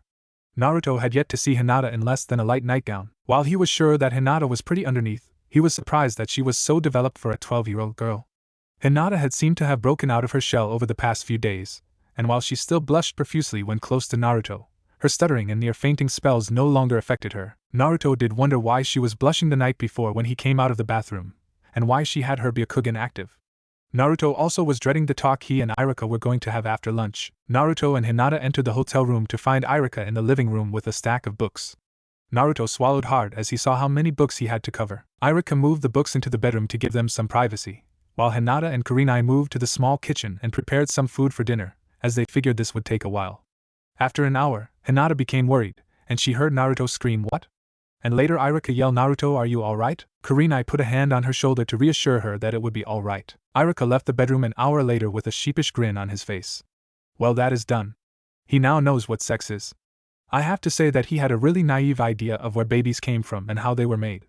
I'm not sure how this information will affect him, but he should be okay in a day or so. My only warning is that he will either become a pervert, or he'll hurt them very badly, if he meets any, Irika explained. Naruto spent the rest of the day locked in their bedroom after Irika had explained the birds and the bees to him. Naruto was so embarrassed that he actually avoided contact with Hinata if he could. After one night sleeping in the same bed, he could no longer stand being there, as he was afraid of what might happen. Irika and Kurenai finally came over, at the behest of Hinata, to try to fix any misunderstandings that Naruto had, and there were quite a few. Naruto was afraid of becoming a pervert, and ruining himself, as many adult males had done. He was afraid that since he knew his sexy jutsu, he was actually a pervert. Kurenai laughed at this, as she thought he was the anti-pervert for exposing them, and using their own weakness against them. Naruto and Hinata left the village a couple days later. Kurenai reported that the bank manager was now having a visit with Ibiki, and that the funds were mostly accounted for. There was still some investigation into how several of the accounts were closed all at once, but this was an ongoing investigation, with the Hokage pushing for an actual answer. This made Naruto a little happier, seeing as Sarutobi was actually doing something to help them instead of hinder them. Kurenai accompanied them as a C-ranked mission. The Hokage authorized it to be on the village's tab for guard duty for 1 month. They left on their vacation to a nice coastal village, and enjoy some time away from the Konoha. The first day outside the village, she gave Naruto and Hinata an assessment test, and found that they were competent, and would have made good genin team. Hinata had changed her outfit to a light lavender kimono that was easily removed to reveal a lavender shirt, and pants that were dark purple, so dark they were almost black. Naruto wore a white hakama and a black yuwagi with an orange Uzumaki symbol on the front and the back. The three had made it a couple days out only to run into a group of bandits. Much to the bandits' surprise, these targets could actually fight back. That day, Naruto and Hinata actually made their first kills. One of the bandits was just about to hit Hinata with a sword, only to have Naruto push a kunai into his chest, opening a hole in the man's heart. Hinata was next to kill. When Naruto went into shock over his first kill, another man was going to take off Naruto's head, but missed, as Hinata pushed a gentle fist attack into the man's brain. The man died instantly. Naruto's man lingered for a few moments, and Kurenai was able to dispatch the other 10 bandits with little trouble. Kurenai noticed that Hinata was only slightly disturbed by her first kill, but Naruto had collapsed to his knees as he looked at the body of the dead bandit. Hinata was finally affected, and moved to the side of the road, only to lose her lunch there. Kurenai walked over to Naruto and placed her hand on his back, only to have him jump at the touch. "Are you okay, Naruto?" Kurenai asked in a kind and gentle voice. Naruto looked blankly into Kurenai's eyes. "What have I done?" he asked, thoroughly frightened. Kurenai smiled and gently hugged the boy. "You defended your wife-to-be from death. That is what you have done," she answered warmly. Naruto finally dropped the kunai. But I was told it would be easy to kill someone," Naruto spat out in disgust. He quickly exclaimed, "I feel horrible." Her then bolted up and ran to the side of the road next to Hinata, only to join her in the regurgitating of their lunches. Kurenai moved behind the two and rubbed their backs. "It's never easy to kill, nor should it be. I would worry if it were, as you would have lost your humanity. I am proud of both of you. Take what you have learned, and remember this. Had you not killed them, they would have killed you. It will become easier, now that you have had your first kills, but if you ever lose the feeling that it's wrong to kill, please come see me, and we will discuss it. There are times where you can feel justified in taking another's life. Those are few and far between, but sometimes in our line of work it is necessary. Those times are to protect the ones you love and to protect the village. You will also do so when you're ordered to. I'm not saying you shouldn't question about who you're supposed to kill, but you should do what is needed," Kurenai said, as she continued to minister to the two for about 10 minutes before she began to dispose of the bodies. She stripped the men of all valuables and checked her books to see if any had bounties on them. Those that had bounties were beheaded, and the bodies were put in a pile that she quickly burned. That evening, the three stayed at an inn. Kurenai and Hinata had invited Naruto into the hot springs. Naruto made sure that he kept his towel and blindfold on when he entered the area for the bath. Both Kurenai and Hinata giggled, as Naruto fell directly into the water because he misjudged the distance to the bath. Hinata fished Naruto out of the water. "Are you okay, Naruto-kun?" Hinata asked worriedly. Naruto nodded his head. "Is it safe to take off my blindfold?" he asked. Kurenai was impressed by his not taking off the blindfold until he was informed that all was clear. "Yes, Naruto, you may take it off. I would also like to ask you to show me this jutsu you are so famous for, the one that took out the Hokage," Kurenai politely asked. Naruto pulled off the blindfold, only to show worry in his eyes. "Are you sure? I don't mind using it on perverted guys, but to show it to you might get me killed," he explained worriedly. "I promise you that I will not kill you, Naruto. After all, I'm asking you to show me," Kurenai reassured him. Naruto made a ram seal and then called out his jutsu's name. "Sexy jutsu," Naruto said, as he was replaced by a well-endowed blonde woman of about 18 years old. "Are you going to kill me now?" Naruto asked in a voice that was definitely female. Kurenai shook her head as she inspected Naruto. "You did miss out on that class, didn't you?" she said with a sigh of disappointment. Naruto wore a confused look on her face. "What do you mean?" she asked. Kurenai chuckled at the boys/girls' confusion. "You used magazines to make this, didn't you?" "Wait, is it real?" she asked as if in shock. Naruto looked at her like she was insane. "What do you mean, is it real?" "Of course it's real. See? Feel?" Naruto grabbed one of her breasts and pointed it towards Kurenai. Kurenai looked at him and gently touched the breast. "This is unusual, Naruto. You can do what few others can. Most transformations aren't real. They are just minor genjutsu. If you were given a close inspection of a female and a better understanding of female anatomy, you could pass yourself off as female, and use that skill to infiltrate other places. As it is now, you are just a poor copy of a female with breasts. I understand why guys fall for it though. You give them enough to look at that their minds will fill in the rest, and then they become overexcited, thus the blood loss. You can release it now, unless your wife wants to fill you in on what you're missing, and help you perfect it. I would also lose the whisker marks, as they would be a dead giveaway to your identity. Blonde is a nice touch, but can you do other hair colors and different ages?" Kurenai suggested, as Hinata blushed at the idea of revealing herself to Naruto, seeing as they were just getting to really know each other. "No thanks, Kurenai-sensei. I won't press Hinata-chan to do anything she isn't ready to do," Naruto responded with a kind smile towards Hinata. Naruto had yet to release the transformation. "You also know we still haven't had the talk yet," Kurenai said in an authoritative tone. Naruto nodded his head in defeat. "When do we start? First we need to discuss human anatomy. You know the basics, as you have shown with your unique transformation," Kurenai explained. The next hour made both the children blush profusely. Naruto, after the talk with Iruka, now understood what was going on and truly could say he did not like Sakura in that way. Kurenai explained both the mechanics and the concepts of what involved in both procreation and birthing. Even with all that he and Iruka talked about, this talk was more in depth than his discussion before. Naruto seemed an able student, and agreed that he would never take advantage of a woman. Kurenai also discussed the mechanics on the male side, as she knew some of it, but not all, and advised Naruto to seek out Iruka when he returned so that he could get the more personal questions answered.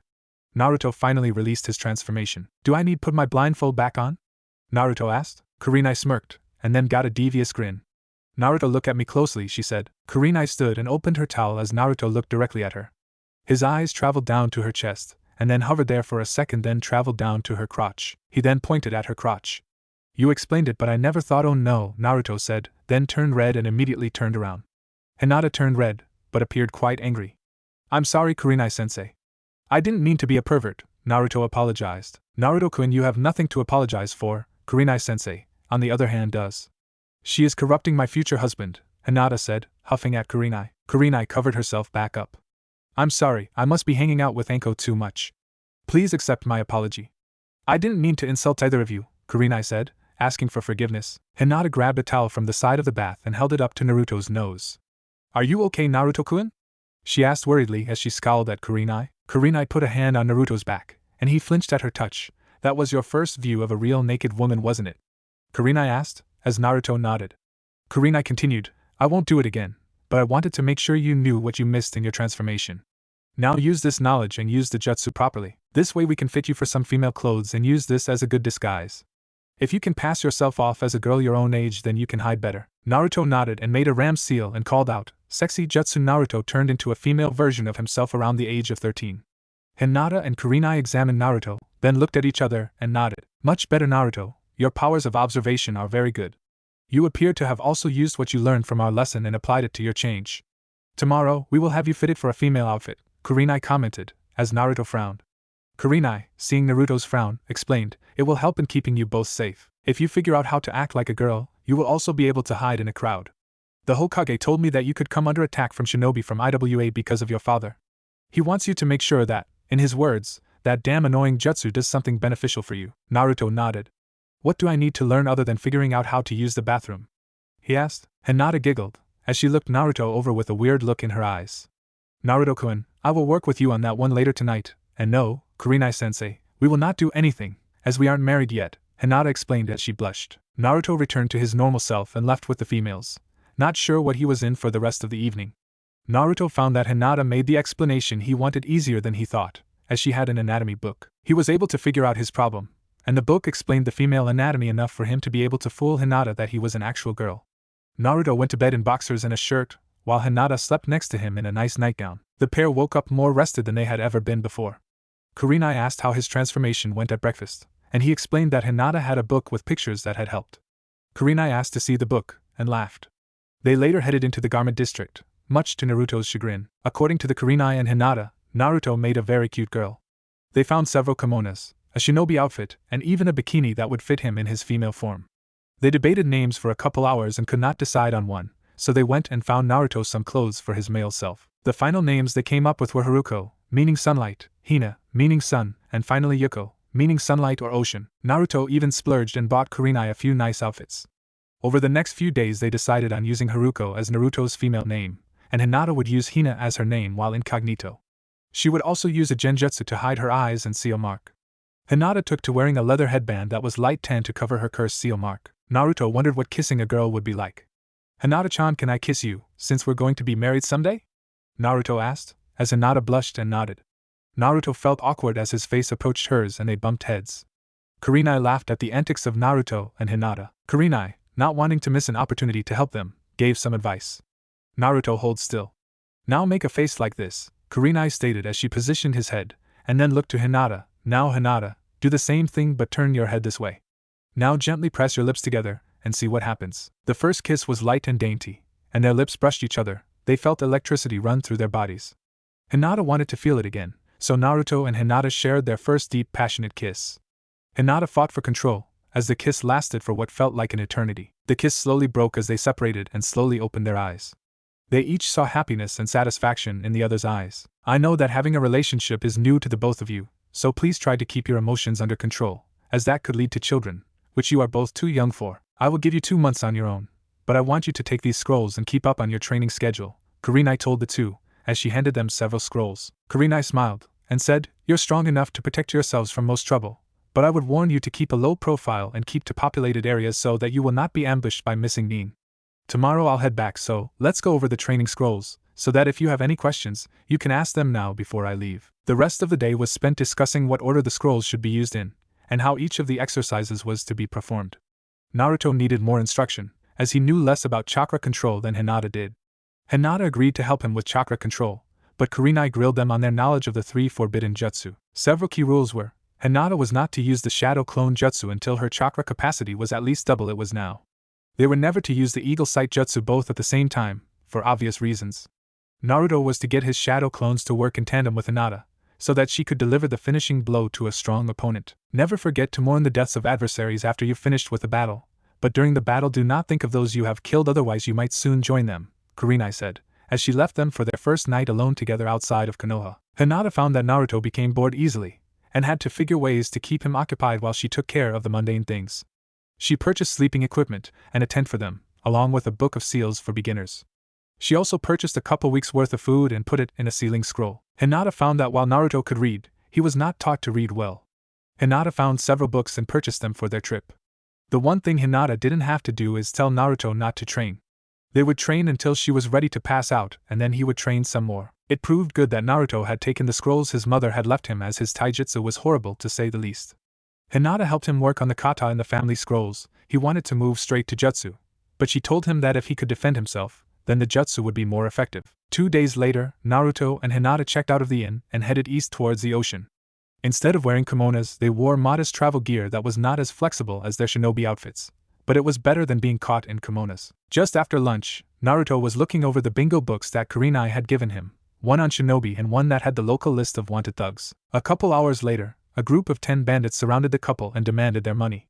Naruto looked at the book and back at 2 of the men, back and forth between the book and the men. "Hey kid, we want your money, so hand it over and we will just let you go, since the girl's too young for us."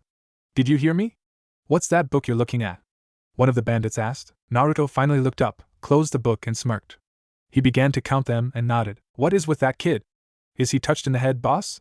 another bandit asked. "About 3,000 ryo here, and we can either bring them in dead or alive, Hina-chan," Naruto explained. Several of the bandits drew their swords and moved to attack, only to hear, "I would just give up if I were you." "We don't want to kill you," Hinata softly explained. All 10 bandits began to laugh so hard they fell on the ground. Naruto quietly created 20 shadow clones, disarmed the bandits, and began to tie them up before they were able to regain their wits about themselves. "Hey, how did you do that? You beat us without even getting a scratch," one of the bandits shouted, as Naruto finished binding them. "You were overconfident, and thus we were able to easily defeat you," Naruto explained, as the bandits just shook their heads. The clones quickly took all valuables away from the bandits. They then dragged them off to the local constable. They were able to get 4,000 ryo of bounty for the bandits. Naruto refused to give his name, and the constable thought he was too young to be a bounty hunter. When Naruto and Hinata explained that they were shinobi in training and were on break from the academy, the man took the prisoners and gave them the bounty without any more questions. Naruto and Hinata found the walk to the next coastal village refreshing, as there were no bandits. 2 days later they saw a couple of figures on the horizon. One was carrying a massive sword on his back, and the other appeared feminine or was female. Naruto shifted the sword he had to a harder-to-reach position so that he would not cause the man with the really big sword to feel threatened. As the 2 groups approached each other, the stances became more pronounced as shinobi. Both pairs stopped about 20 feet from each other to size each other up. Naruto decided that being quiet was better than trying to annoy a man who wore a mist headband. He was tall with short cropped black hair. He wore white camouflage pants and a gray shirt. The man looked at both of the children and saw the sword. He began to laugh. "How are you supposed to defend yourself if you do not wear the sword properly?" he asked pointedly. Naruto looked up at the man with a slight grin. "Well, I knew there was no way I could even try to fight someone like you with this hunk of steel, so why show it in a way that might cause you to attack?" Naruto asked, as the man put his hand to his chin and chuckled. "You have a point, kid. Why are you out here? I can tell you have shinobi training by your stances, though they're weak. Haku, here, could teach you both a thing or two about skills." "I'm Zabuza Momochi," Zabuza began to explain, as Naruto flipped through his book. "Demon of the Bloody Mist. Items of interest are that he is a master of the silent killing technique, one of the 7 swordsmen of the Hidden Mist, and had made a failed assassination attempt on the Mizuki." Naruto rattled off from his bingo book Kurenai had given them. "No offense, Zabuza-sama, but we are on vacation and want no problems with you," Naruto pleaded. "I like you, kid. You have some guts for what, a genin at best? You are brave to read off my description from a bingo book and not either piss yourself or run away," Zabuza commented with mirth in his voice. Naruto sighed. "First, I would have to protect Hinata-chan here, even if it cost me my life, and second, running would only get us killed quicker," Naruto stated bluntly, as Haku and Hinata both giggled at Naruto's chivalry. True, so are you genin on break or what? You seem too young for anything else unless you're protégés, Zabuza stated, as he looked at them. We failed out of the academy, so we are not even genin. We're currently just skilled civilians until next time the academy starts, Naruto admitted to the missing Nin. Zabuza looked at the kid awestruck at how easily the boy gave up information. Look kid, you talk too much. I like you, so here's some advice. Ask more questions than you answer. A shinobi learns as much as he can about those he meets. You gave me enough information that you know about being a ninja but do not know enough to be one. Do you even think you can take a life? Do you know that it is required for shinobi to end lives? He asked. Naruto nodded his head, as he knew that was a fact of being a shinobi. Zabuza-sama, let us take them with us so that you can show them how to be shinobi, like you did for me. Haku stated with a blush. Hinata spoke up finally. You're a girl? Haku shook her head quickly. No, I am a boy, she whispered. Hinata shook her head. Yes. Yes, I'm a boy. Haku exclaimed emphatically. Naruto sniffed the air and smirked.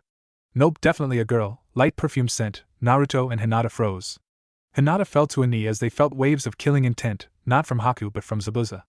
Naruto was still able to stand and actually look Zabuza in the eyes. Zabuza intensified the killing intent until Hinata began to breathe hard and Naruto's knees began to shake.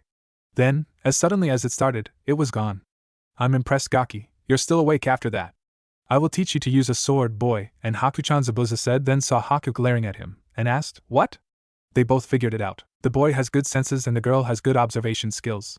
So you two have a choices, either come with us or we kill you now. I promise I will drop you off in your village after you learn what it truly means to be a shinobi.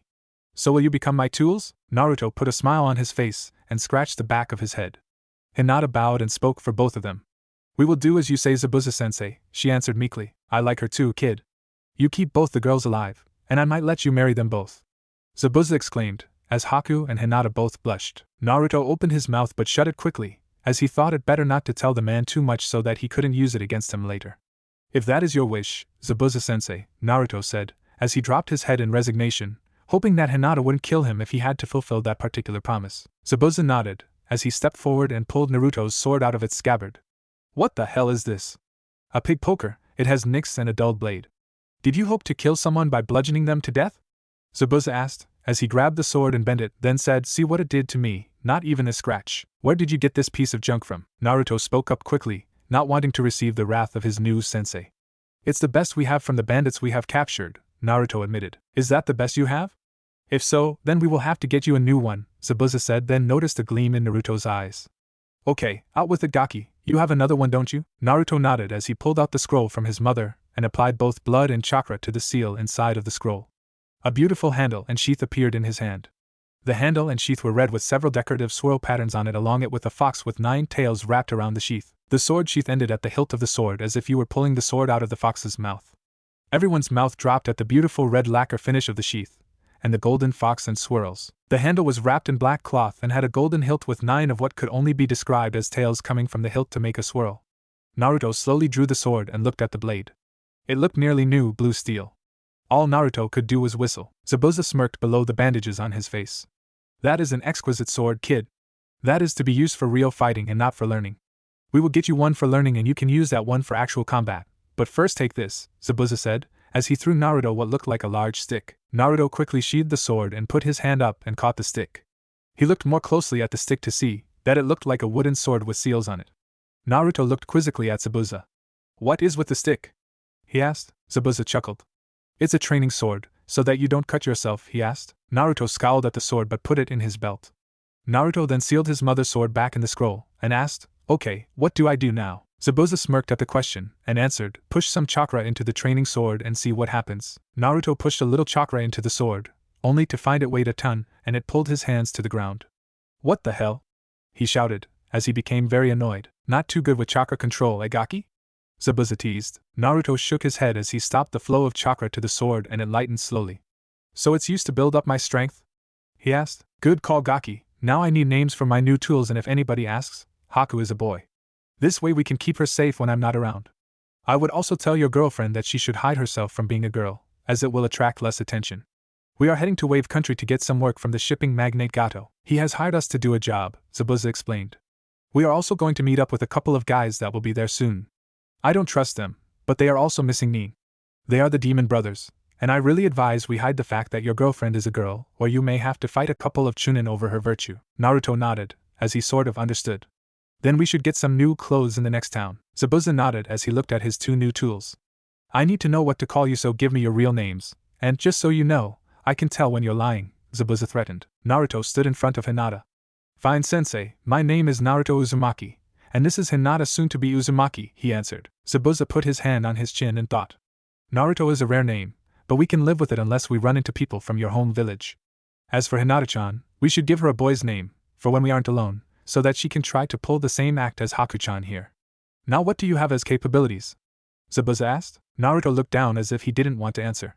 Come on Naruto-kun, we need to know a baseline so that he can begin your training.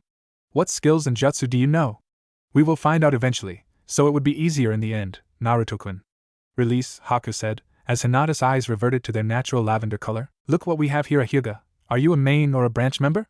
She has a bloodline like you, Haku-chan, though yours deals with ice and hers is a Dijitsu, Zabuza explained to Haku as Hinata removed her headband revealing her seal. Zabuza sighed in pity, and said, a branch member, that's fine, but we should also work with you on ninjutsu so you can hide the fact that you're a Hyuga. Naruto sighed, I don't want to betray the Irika-sensei or Kurenai-sensei. I'm not asking you to give me your jutsu.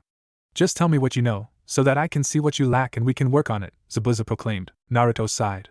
I know transformation, substitution, eagle eye, shadow clone shuriken, and shadow clone jutsu, he replied. Zabuza and Haku were shocked that this boy knew several forbidden jutsu from Konoha. Zabuza turned to Hinata and raised an eyebrow. Well, he would have if he had one. Hinata sighed, as she didn't want to see Naruto hurt, and was happy that Naruto was willing to defend her. I know the basics for Juken, transformation, switch, eagle eye, shadow clone shuriken, standard and shadow clone jutsus, she explained. Zabuza sighed. Okay, how many effective shadow clones can each of you pull off? Naruto-kun can make hundreds, as he has nearly Jounin chakra capacity, if not higher, but I, on the other hand, can't make any and still be effective. Naruto-kun has a high chakra capacity, thus he has very low chakra control, Hinata admitted sadly as she hugged Naruto. Well, you're in luck, Gaki. Haku-chan here will work you to the bone on chakra control. I'm sure the girls have great chakra control, so we should get you up to speed and get you leaning chakra control. First, push some chakra into these pieces of paper and don't ask questions until you do as I say, Zabuza ordered, as he pulled 2 sheets of paper from his pouch from behind his back. Naruto and Hinata both took one piece and did as they were told. Naruto's split in half while Hinata's became wet and soaked with water. Good. Naruto, you have wind element in prominence, while Hinata here has water. Haku-chan here had both of those in even amounts, so she can use ice. Now we need to teach you both how to harness jutsu of your element, and others. We will teach both of you water jutsu. Naruto, you will have to push more chakra into a water jutsu for it to work correctly. You're just lucky you aren't a fire element, or it would take around 4 times as much chakra to do a water jutsu. I think Haku-chan might have a wind jutsu or 2, Zabuza stated as Haku nodded. First we put weights in your packs so that we increase your strength. And this is where the fun starts, Zabuza stated with a diabolical laugh. 2 months later in a treehouse in Wave. Ah, come on sensei, we all know he is going to betray us, Naruto whined. Shut it, kid. Gato is the only ticket in town, Gozu explained to Naruto. Naruto huffed and looked him straight in the eye. And what will we do when he betrays us, which all 3 of us stupid brats keep on telling you? Please sensei, he will use us and then turn us over to the Mizukage, or we will die another way. Let's just wash our hands of him, or free the people. Naruto pleaded. What do you say if Nagato will be arriving soon? Zabuza stated. A short rotund man walked into the tree home with 2 samurai. Look at the great demon of the mist sitting here, while I pay him to kill the bridge builder. He just left a few days ago. I am sure he is going to get some help. Also, why you keep the kids, they appear useless? Gato asked. They are my tools and advise me, along with making sure that the job gets done. As for paying me, you have yet to give me 1 bu in payment for the last 3 jobs, let alone killing the bridge builder. I'm getting impatient at waiting for at least some of the payment, Zabuza proclaimed. I want your word that you will kill him, Gato demanded. Zabuza looked at the man. Barring any screw-ups, he is a dead man. So why are you strangling this country? Zabuza asked. I can, so why the sudden interest? You're just the hired help and couldn't understand what it means to rule people, Gato retorted defensively. Naruto perked at this, as he continued to work on pushing chakra into a glass of water. Hinata and Haku both looked at Naruto and nodded. Look at the brats just looking stupidly at a glass of water, one of the samurai commented, as Naruto shook his head and grinned. A good shinobi hides his true strength until it is truly needed, Naruto whispered, as both girls just nodded agreement. Shut it, scum, he already has a problem with concentration. Unless you want me to kill you now, Zabuza threatened. I want that man dead, as he's building a bridge that will destroy my plans. Now get to it, Gato threatened, as he summoned his thugs to him and left the house. Demon brothers, go get Tazuna now, Zabuza said, as he heard several thuds in the door. Water style, water needle jutsu, Naruto proclaimed, as Zabuza saw water shaped Saban slowly fall into a puddle at the door. He also noticed the holes dug into the door. So you finally got that jutsu? Can you do hidden mist any better yet? Zabuza asked. Yes, but I need either high humidity or a lot of water around the area. While Haku and I have continued to work hard on my chakra control, it still is pretty pathetic, Naruto admitted. The demon brothers left the house and headed for the trail of Tazuna. I believe that Naruto-kun is correct. The man is going to betray us, Haku admitted. Naruto smiled, but also cleared his throat. Zabuza-sama, Naruto stated, as Zabuza turned his attention to Naruto. You have said that you hate the Mizuki for what he has done to the water country and to the village. Zabuza nodded at Naruto proclamation. Naruto then continued, well, would you allow something like what Gato is doing here to happen in the water village, if you were Mizuki? Zabuza pondered his options, as Naruto had proven time and time again that he wasn't an idiot, just untrained. Time and time again Naruto had shown that being an unfeeling tool was not as good as a driven and focused shinobi. He also knew that Haku was beginning to develop feelings for the Gaki, and he wanted to make sure that it would not conflict with the ultimate goal of making him Mizuki. No, I wouldn't. It wouldn't be beneficial to the village or the people to do what he is doing. Naruto smirked and Zabuza knew he would be in for trouble. Well then, you say you need financial backing to take the role of Mizuki. Why not rid the earth of the scum of Gato and take his business, and then use it to benefit your rise to becoming the next Mizuki? Naruto asked with a chuckle. You would have me go against an employer? Zabuza queried, as Naruto nodded. Why? Naruto sighed. I may not be as smart as either of them, Naruto said, as he pointed at Haku and Hinata. But I do know what's right, and what a Kage should do. If you take an evil client and know he will betray you, I see no problem with eliminating the client and taking what he has to benefit the rest, Naruto stated, as he went through several hand seals and a fog fell over the room. Hidden mist jutsu. Not bad, Naruto, but how many times have I told you not to practice that jutsu in the house? Zabuza stated and rolled his eyes. You do make a good point though. Here, I'll make you a deal.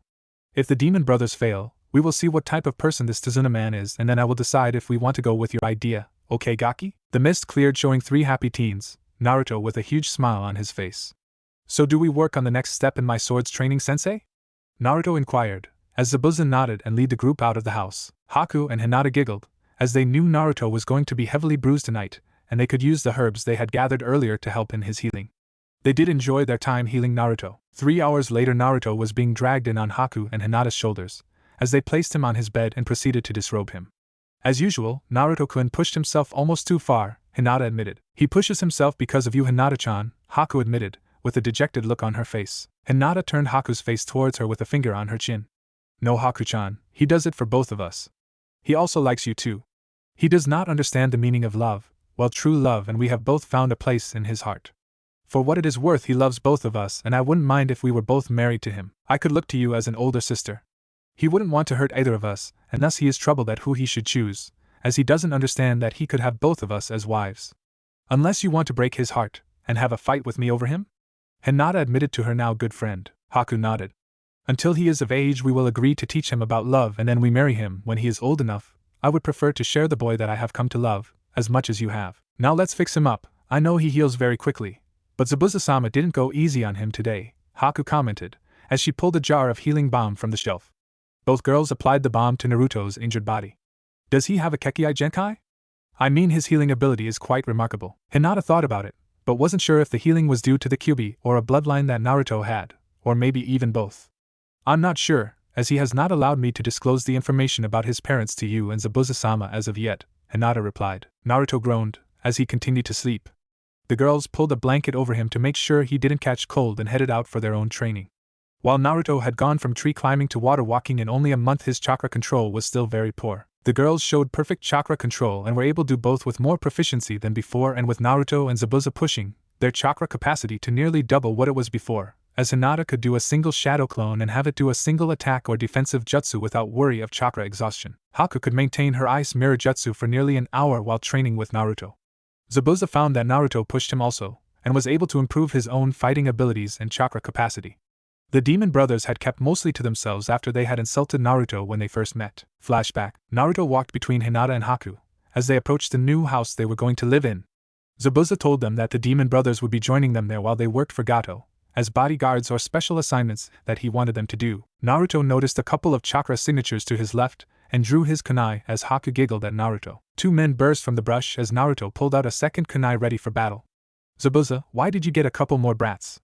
I mean, Haku is bad enough. Do we have to work with 2 more ninja wanabes? Naruto stood his ground in a defensive posture as Hinata took up a similar posture. What did you say, you jerk? Naruto demanded, with a growl. Both leapt to Naruto, who just sidestepped them and put a kunai to each of their throats. I may be a punk, but at least I'm trying to improve my abilities and I didn't underestimate my opponents. What do you have to say now? Gozu sighed and lowered his hands in defeat. I'll admit you are not bad, for a genin level shinobi that is, but we didn't see anything from the other boy. He looks really weak. Mizuki suddenly disappeared only to have his claw blocked by Hinata's kunai. Naruto was now holding a log with his kunai and Mizuki had attacked Hinata from behind. His reactions are acceptable, but he still needs strength training. Zabuza, Mizuki commented. Having been bested or tied with a genin had angered the brothers, only caused them to stay away from the 3 children. This suited them fine, as they wanted to train away from the brothers. The brothers again and only a day later had gotten on Naruto's bad side, when they had shown him a girl they had kidnapped from Water Country, and were going to use her for both pleasure and ransom. Naruto's eyes turned red with slits for pupils and he proceeded to beat the brothers into the ground only to be stopped by Zabuza, who freed the girl and sent her on her way. The brothers took 2 weeks to heal and would not go near Naruto. Since Hinata and Haku always kept close to him, they avoided them too. They decided had to stay away from all of them. Zabuza had assumed it was an animalistic bloodline, so he didn't ask any questions. Why should he? He had 3 pupils with bloodlines and might, after he married them, get mixtures of Naruto's and the girl's bloodlines in his grandkids. End flashback. 2 weeks later, a messenger bird told the group that the brothers had been defeated and thus another visit from the annoying employer Gato. You have failed me, Zabuza.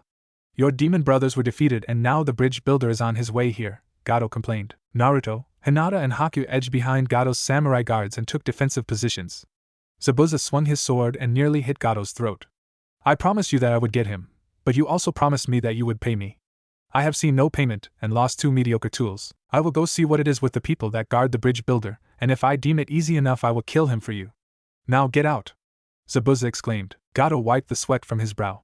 You better not fail me or I'll bring in someone here who can do the job, Gato threatened, as he left with his guards. Just after he closed the door he turned to his guards. Remind me to call the Mizuki after he leaves to kill the bridge builder, so that we can get rid of him and not have to pay him, Gato stated, as he and his men laughed while they left the area. Naruto had his ear to the window and scowled. Zabuza-sama, he is going to betray us, even if we succeed, and he's going to contact the Mizuki and turn us in. We all know what will happen, he will send hunters and we will have to run. I was hoping to get back to Konoha and prove we're good enough to be genin, Naruto stated with a dejected look. Zabuza laughed. Let's go meet this bridge builder and see if it is enough for us to remove Gato from the picture, Zabuza stated, as the group nodded and left the house. A day later the 4 were watching a group of 5 walking through the forest. Naruto pointed at each and began to speak. Let's see, team, I mean Sasuke Uchiha, the one with the permanent scowl and duck-butt hair.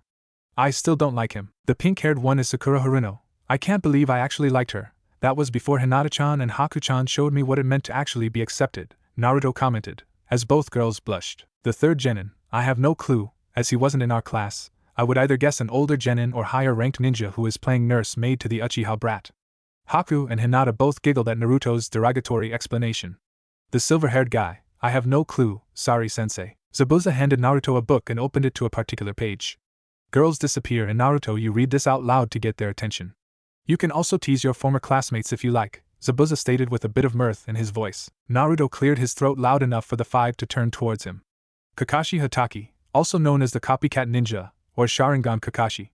Known for being former ANB with Konohagacher no Sato, and I'm guessing you would happen to be their current sensei. Sasuke Uchiha of the Uchiha clan, the only person in his clan to survive a massacre of his clan by his brother Itachi. He is also known for his distaste of girls and emotional instability. Oh, and I forgot his superior attitude. Sakura Haruno, best in class in book knowledge, but her practical skills were basically nil. Last member of your team is a mystery. Finally you, sir, must be the man the Gato team fears so much, Naruto proclaimed loudly. The group looked up at Naruto, who sat on the branch reading the book that Zabuza had handed him in plain view. It took a minute for it to register with Sakura that this might be Naruto. He wore black shinobi pants along with an orange, white and black, tiger-striped shirt, with a sword slung over his back. He also wore extra weapons pouches on each leg, and 2 wooden handles sticking out each side of his lower back. Naruto! Sakura yelled. What are you doing here, you baka, and why are you insulting Sasuke-kun? Naruto laughed at the question. I'll tell you why, Sakura. I'm on vacation, and he has no sense of humor. He believes he is the best, but I know a secret, Naruto teased. Naruto jumped down and walked towards the group, with his hands held wide, and then looked at Tazuna, as he said, "But first, I have a question for you, Tazuna-san." Tazuna nodded. "What is your question, kid? What would you do if you were free of Gato?" Naruto asked. "I would bring prosperity back to Wave and hopefully bring back happiness into my grandson's life. Gato and his thugs killed my son-in-law because he stood up to Gato," Tazuna explained. "See, told you, sensei, Gato is an evil jerk," Naruto yelled over his shoulder. Naruto continued to close the distance with his arms still held out wide. He continued to speak. "If we get rid of Gato and give the village half the spoils, will you tell no one we were here? You want to get rid of Gato? If you do that, we would do anything you want, well within reason that is," Tazuna stated happily. "Naruto," Kakashi asked, as he moved in front of Tazuna. "Who is your sensei and why are you here?" "I know who you are, but not why you're here." Naruto sat down on the ground and produced a foxy grin and a set of cards. He then said, "Well, you see, Hataki-san, Zabuza Mamachi is my sensei. We currently have an equal number of shinobi that you have, but we also were sent here by Gato to kill Tazuna here. I told sensei that Tazuna would make a better ruler than Gato, because he wouldn't use the same thuggish tactics Gato enjoys." "You mean the demon of the mist is your sensei?" Kakashi asked in surprise, as he took a defensive stance.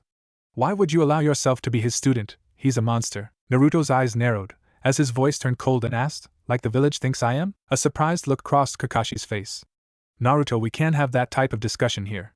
Where is your sensei?" Kakashi asked in a very nice tone, but also put enough seriousness in it to let Naruto know he was watching him. "He will only come out if you attack me or you agree to a ceasefire, if only temporary," Naruto stated with a serious tone. Sasuke walked in front of Kakashi and turned his back on Naruto. "You're not going to take him seriously, are you?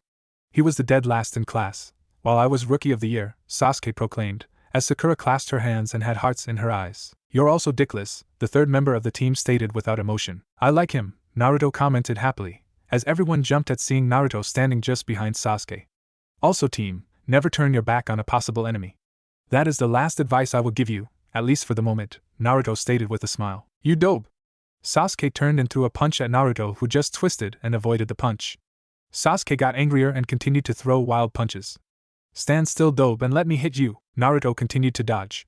"I wouldn't want you to get in trouble for striking a civilian. Being a shinobi, it is a crime, unless I present a danger," Naruto pointed out, in a near sarcastic voice. "Me being here and having stated peaceful intentions is more than enough to get you in big trouble. I also know the Hokage and he's still in trouble with me," Naruto proclaimed, as he continued his dodging. "Sasuke, stop it, he is playing with you. He is also right, he has made no aggressive moves, as of yet, and I don't want Zabuza to kill you for attacking him, or worse for Naruto to kill you in self-defense," Kakashi warned. "Good advice, as we gave you all the cards and you keep screwing it up. Tazuna-san, you might live if you call off your dogs before I have to kill them," Zabuza stated as he walked out from the woods. Tazuna nodded and looked at Sasuke. He then said, "Please, Sasuke-san, stop attacking that kid. They are offering to help me." Sasuke stopped more from fatigue than from wanting to stop. "What are you doing here, dope?" Naruto grinned. "Like I said, I'm offering to help Tazuna-san with his problems, as we know that Gato is going to betray us." Now back to Kakashi-san's question. "Zabuza-sama gave us a choice, either join him, or die. I kind of like living and it couldn't be worse than how I was treated in the village. I even got some training out of the deal," Naruto explained happily. "So she is here too?" Kakashi asked, as Naruto nodded to behind the group. The group turned to see a girl with medium short hair wearing male clothes, white eyes, and a boy in a mist hunter mask standing next to her. "Yes, Hataki-san, we are both here," Hinata exclaimed from her perch high on a tree. "A Hyuga, Hinata?" Sakura stated, as she looked closely at her. "So the loser couple are here. I would watch your tongue, Harino Aikik, bitch, as we're not shinobi, but have been trained by one, a jounin, no less. From your stance you find me to be no threat, but I can assure you that you really are no threat to us," Hinata stated coldly, as anger at how she had treated Naruto came to the surface. "What? Do you think you can hurt me?" "I am a kunoichi," Sakura stated as Hinata cut her off. "You are a fangirl for the darling cheater of the village, Sasuke team," Hinata said coldly. "What are you talking about?" "You both failed the genin exams," Sakura stated proudly. "We failed only because we were set up. Team Nair was also set up, but he was set up to succeed," Naruto stated from behind them, with a deck of cards playing with Zabuza. "Full house. Damn it, Gaki, how do you always win?" "I know you don't cheat," Zabuza proclaimed, as Naruto shrugged. "What do you mean set up? I passed my tests," Sasuke asked. "Yes, and how do you explain your tests being filled out for you? How about the nice new weapons you got for the exams and the magnets in the target dummies? How about cheating during our Taijutsu match? Sure, you were better, but you went before the signal was actually given." "I'm not complaining, as I got a lot better training than you apparently have gotten," Naruto stated smugly. "You have a sword, you'll cut yourself, dope," Sasuke said, as he pointed to the sword on his back and the two wooden swords at his side. Naruto stood and drew the practice swords and tossed one to Sasuke. Here catch. Kakashi watched, but kept his stance. What is this dobe? Sasuke asked. A wooden practice sword, you idiot, so I don't kill the village's precious Uchiha. Now if you know your stuff, let's go, and I promise won't hit me, Naruto proclaimed. Sasuke grinned. Right now I can wipe that smug smile off your face, he replied arrogantly. Naruto frowned. That was supposed to be my line, team, Naruto whined. Oh, by the way, you're holding it wrong. Now look what I've done, giving him more advice, he said in a dejected tone, as Hinata and Haku giggled at Naruto. Sasuke ran at Naruto. Naruto did a quick swing down onto Sasuke's sword, as Sasuke had pointed the wooden sword straight at Naruto, only to lose his grip on the sword, when Naruto sidestepped Sasuke's attack and slammed his sword directly down on Sasuke's. Naruto then picked up Sasuke's sword and waited for Sasuke to turn. Told you here, try again, he said, as he tossed the wooden sword back to Sasuke. Sasuke growled as he caught the sword and gripped it with 2 hands. I hate you, he growled at Naruto. Naruto grinned. I love you too, but I don't swing that way. I'm not so sure about you, though, Naruto stated, as he blocked several blows from Sasuke. He then ducked a blow and Sasuke got out of position. Naruto smirked and stuck his sword between Sasuke's legs only to have Sasuke trip and land on his face. See, I told you that you wouldn't hit me once. You can keep that sword if you like, but don't hurt yourself, team, he said in a teasing tone. So Tazuna-san, do you accept our offer? Hinata asked politely. Naruto-kun has been quite adamant about how it is to do the right thing. Joining a missing nin isn't the right thing, Kakashi stated. Making a missing nin turn over a new leaf, pun intended, is, Naruto stated with a laugh. Now Kakashi-san, are you going to relax or are we going to have to fight? Be warned, Hinata-chan and I have taken a life before and understand the pain involved with it. From what I can see, your students have not done so. Also know that both of us have a special spot in our hearts for 2 of your students. Kakashi's single evident eyebrow rose, and he asked, How so? Naruto pointed to Sasuke. Pretty boy here has been the bane of my existence. He was showered with gifts by the village while I, the pariah, by nothing had ever done. Sakura there had raised the ire of Hinata-chan because she wanted my attention, but Sakura would only beat me away again and again, for nothing I was ever responsible for. I never did such a thing. Sakura protested. How many times did Naruto-kun ask you out? Hinata asked coldly. How should I know? Sakura answered in her defense. There were 84 occasions that I witnessed. You either hit him or smacked him on 81 of those. The other 3 you berated and belittled him for not being as good as Sasuke-kun, she said, as the kun rolled off of Hinata's lips like poison. That's because Sasuke-kun is the best and a whole lot better than that loser, Sakura protested, as she pointed at Naruto. So you don't deny assaulting your fellow student for simply asking you out on a date? Has Sasuke ever accepted your advances? If not, did he ever hit you for asking? Haku queried in a flat tone. Sakura blushed, and then her brows furrowed. That isn't the point. Sasuke-kun is the best, she retorted. Hey Pinky, if he is the best, then how come my student beat him by only playing with him? Zabuza asked. Tazuna shook his head, as this appeared to be degrading into a schoolyard fight between the class bully and the class defender, just he could not figure out who was who. Look, all I want is to bring back prosperity to this land and hope back to the people, Tazuna answered with a sigh. 4 aces, Naruto declared, as he showed his hand to Zabuza. So, if I can convince my sensei to leave you alone and take out Gato and his thugs, will you use your half of the money to help this country? Naruto asked with a smile. Tazuna's jaw fell, as he asked, You would share his fortune with Wave? Naruto nodded. Why? Naruto smiled at Tazuna and then scowled at the Konoha shinobi. Because it is the right thing to do. Also, while I don't mind annoying the team, I don't want to burn the bridge to Konoha at this time, Naruto stated, as Kakashi was visibly shocked. Also, Kakashi-san, could you send for Kurenai-sensei? We have some business to discuss with her. What would that be, Naruto? Kakashi asked, not sure what to do, as he was not sure if Naruto and Hinata had been turned traitor. While we are civilians, well-trained ones at that, we are still civilians. The Hokage has annoyed me and I only trust a few people in Konoha right now. Kurenai-sensei is one of them, Naruto explained. Kakashi nodded, as he presented his hand to move the group towards its destination. Shall we go and discuss this on the trip to Tazuna's house? He asked. Naruto shook his head.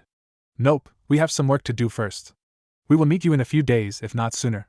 We will present a gift to you, Tazuna-san, and if we find you have misused this gift, we will kill you, Naruto stated.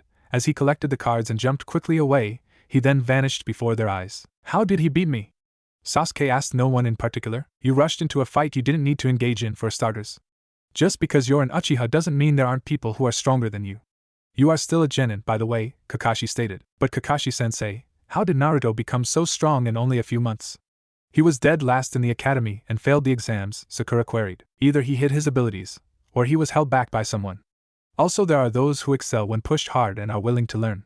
I hate to admit it, but hard work can sometimes overcome natural talent if those with natural talent become complacent, Kakashi answered, so that everyone could hear. Sasuke gritted his teeth at the comment. So are you saying I've been complacent? Sasuke growled through his teeth. Kakashi shrugged. Not necessarily. Naruto might just have found a teacher in Zabuza that he needed to excel. I'm only worried at what he has taught him, he said in a worried tone. Why is that, Kakashi-sensei? Sakura asked. Because Naruto is a special individual in our village. He has a larger chakra capacity than all my students combined, Kakashi stated bluntly. Is his ego larger than Dickless here? Sai asked. Sakura threw a punch at Sai. Shut up, Sai. Sasuke-kun is the best. Apparently not. He was beaten by in both yours and his words, and I quote the dead last of our class, Sai commented without emotion, as he continued to evade Sakura's punches.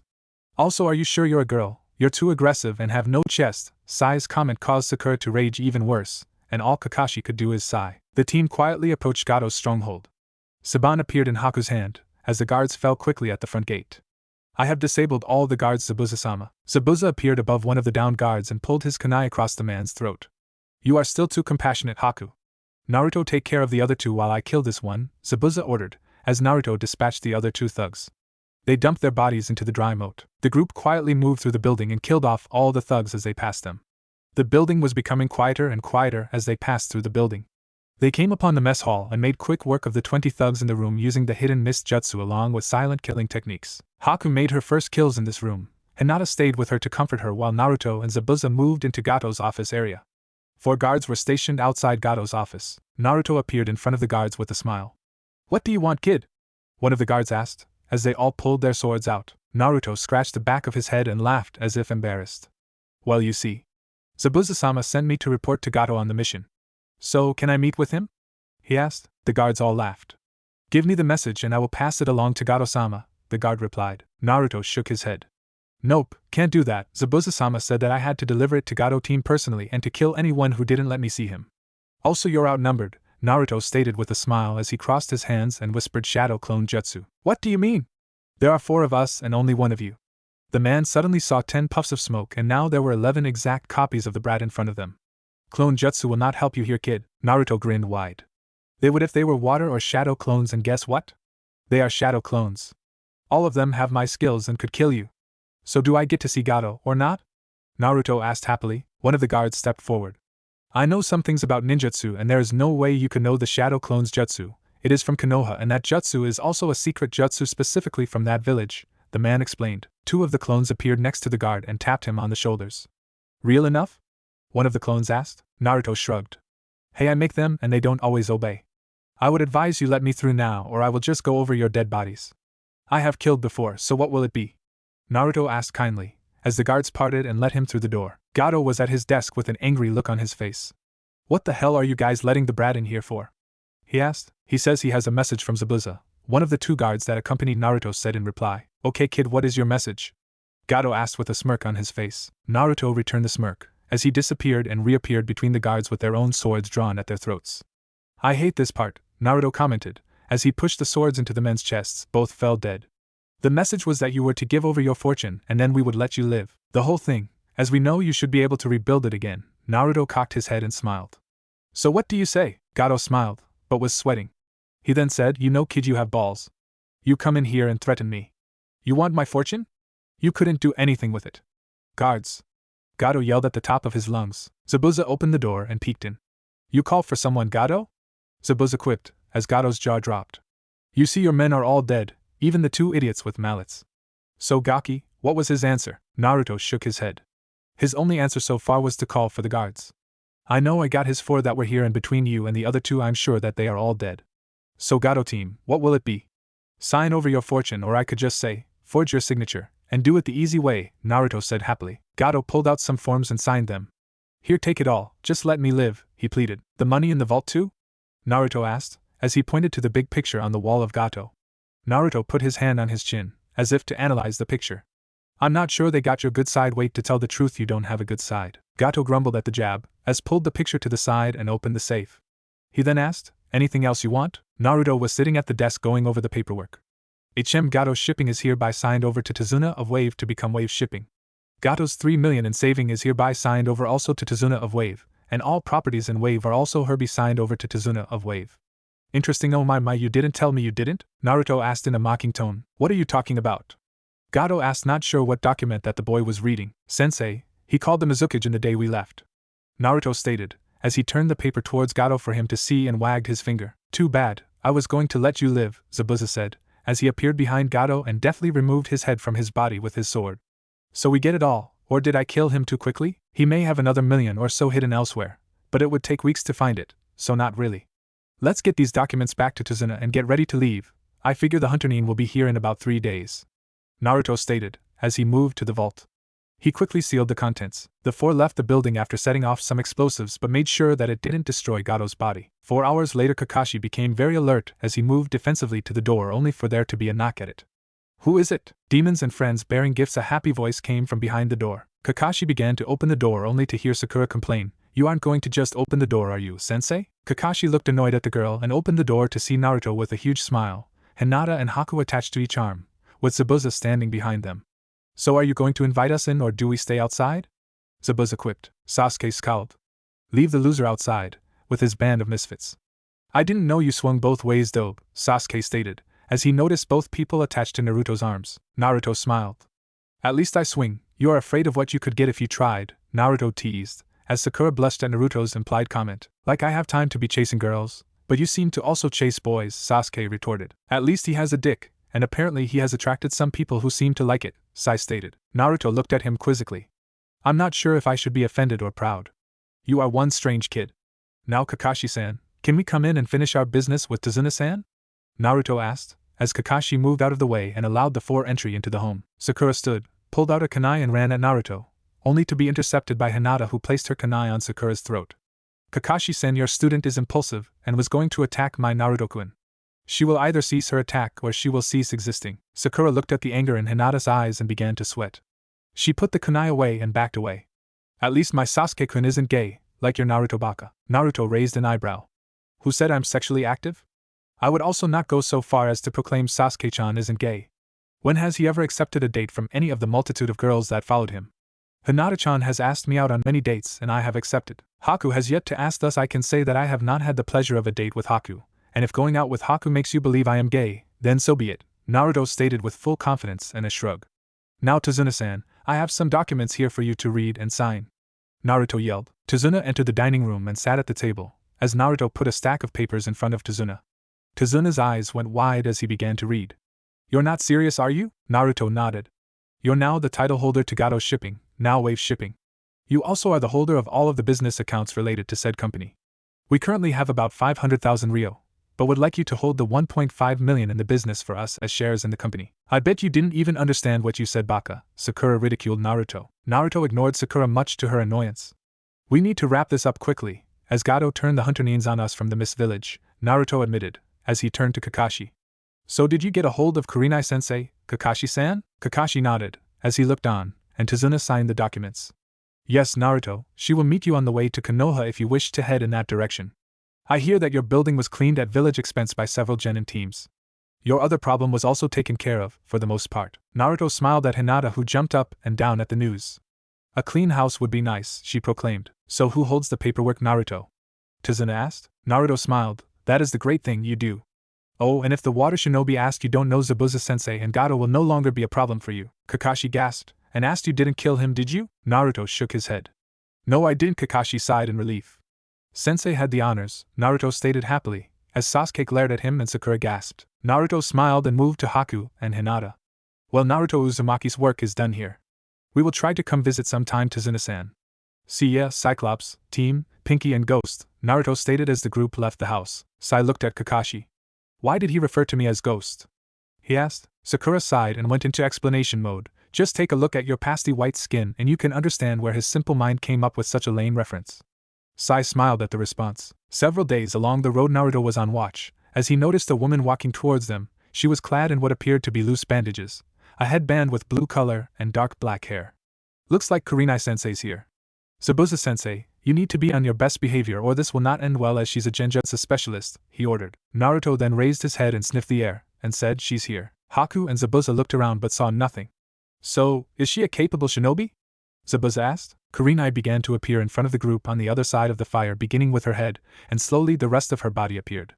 I should hope so. Naruto-kun and Hinata-chan both seemed to sense my approach, Kurenai complimented, as she nodded to the children. I am Kurenai Yuhi, Jounin and Genjutsu specialist to Konoha. Who are you and why are you with my students? Zabuza growled, as Haku chuckled. Kurenai-san, we are Zabuza and Haku Momochi. We have been working with Naruto-kun and Hinata-chan for the last couple months and have freed Wave from the clutches of Gato. We are thinking of joining Konoha as shinobi, Haku stated, as she stood and bowed. Kurenai smiled and nodded to Haku, but then eyed Zabuza. You are not talking Demon of the Mist? She asked in an annoyed voice. Zabuza laughed at the question. He then responded, Not really. I promised Tagaki I would be on my best behavior, as he told me you do not suffer perverts and arrogant men lightly. Well, I'm both. So, I thought it would be better to let them do the talking and leave me to watch. Good enough for you, Ms. Yuhi? Zabuza admitted. Kurenai nodded. I suffer perverts to a point, as I know everyone is one to some extent, or we would not have children. You understand that if you come with us to Konoha you will have to surrender your weapon and might even face jail time or worse, you could even be sent back to Mist? Kurenai asked in all honesty. Zabuza nodded. I'll do what it takes to make sure my daughter is taken care of. She possesses a Kekei Genkai for ice and at this point in time is betrothed to Naruto here, along with Hinata-chan, Zabuza stated. He then raised a hand to forestall disagreement. And he had no choice in the matter. She likes him a lot and gets along well with Hinata-chan, so it will not interfere with their lives. He will just have to work twice as hard to keep them both happy, Zabuza commented with a chuckle. Kurenai raised an eyebrow and looked at Naruto. You know I will be keeping an eye on you to make sure you treat them right, do you not, Naruto-kun? She asked, as Naruto wore a dejected look, but nodded.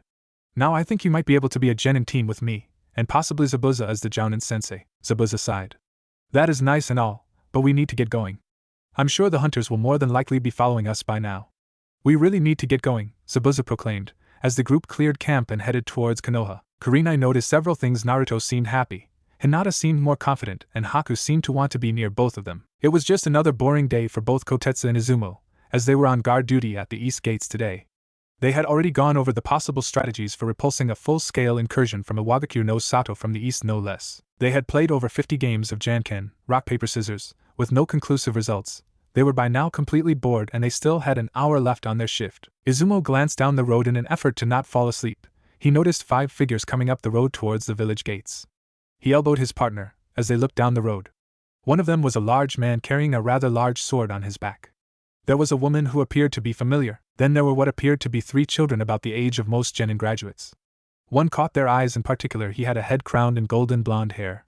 Go tell the Hokage that he's back, Izumo said, as Kotetsu nodded and disappeared in swirl of leaves. Izumo got up and left the shack, which was basically his guard station, and moved to the middle of the gates. Halt and identify yourselves, he called out when the group moved to within 50 feet of the gates. Naruto shook his head. You have to be kidding me. You'd think they wouldn't have forgotten me so soon, Naruto said, as he sighed and cupped his mouth. Fine, it's Naruto Uzumaki, Hinata Uzumaki, Kurenai Yuhi, and guests, Zabuza Momochi, and Haku Momochi respectively, he yelled at Izumo. I can identify 4 of you, but I would like for Zabuza-san to set all weapons on the ground and step away from them. I would also like for Haku-san to do the same thing, so that Zabuza-san can be taken into custody for determination from the Hokage, Izumo ordered. Zabuza shrugged, as he put his sword on the ground followed by a couple weapons pouches, and several scrolls. Haku also put her weapon pouches on the ground in front of her and moved behind Naruto. Zabuza looked at Izumo and shrugged, and asked, is that good enough? The Gaki told me this might happen. Several ANBU appeared around the group and put chakra cuffs on Zabuza. You're coming with us, Demon of the Mist, the bear ANBU ordered, as Zabuza offered no resistance, and was led away. Zabuza looked directly into Naruto's eyes, as he was led away, and ordered, you take care of Haku, or else. Naruto smiled warmly and nodded, as Zabuza disappeared around a corner. So do we wait here or do we get to see Hokage-sama? Naruto asked playfully. Both Hinata and Kurenai didn't miss the anger in him calling the Hokage by his title. Kotetsu appeared next to Izumo and whispered into his ear. You can go see the Hokage, and Kurenai-san, he's expecting a full report, Izumo stated, as he moved aside for the 4 to enter. Haku had noticed the angry glances the villagers had kept giving the group. She deduced that they were angry at Naruto for some reason. Their earlier discussion had made her understand how she and Naruto were alike. In water country, bloodlines were hated and they would either kill the possessor or they would try to run them out of the country. Death was preferable for the people of water. She had asked why Naruto showed such deep hurt in his eyes, but he would never answer. Hinata had told her that Naruto was not liked very much because circumstance surrounding his birth, and that he would have to tell her himself. This had confused Haku, as she didn't understand why people would hate Naruto enough to give him as bad a life, as Hinata had described. She was not sure of this Kurenai woman either, but she seemed to be on the good side of Naruto and Hinata. So what can I expect when we meet the Hokage? Haku asked. Naruto chuckled, as he said, he's old. Naruto teased, with an annoyed look on his face. Naruto-kun, be nice. I know he wronged us, but he should be able to make some of it up to us by now, Hinata stated, as she also looked rather annoyed. Kurenai sighed. Naruto, Hinata, I know that he did do some things wrong, but are you going to hold it against him forever? Kurenai questioned. Naruto stopped in the middle of the road and looked directly at Kurenai. Kurenai-sensei, we both got the short ends of the stick, and he even added to our misery. Should all be forgiven so easily? Naruto quipped. Kurenai smirked and looked up. Well, you are engaged to two pretty young women, who are quite talented and they seem to be quite taken with you, she replied.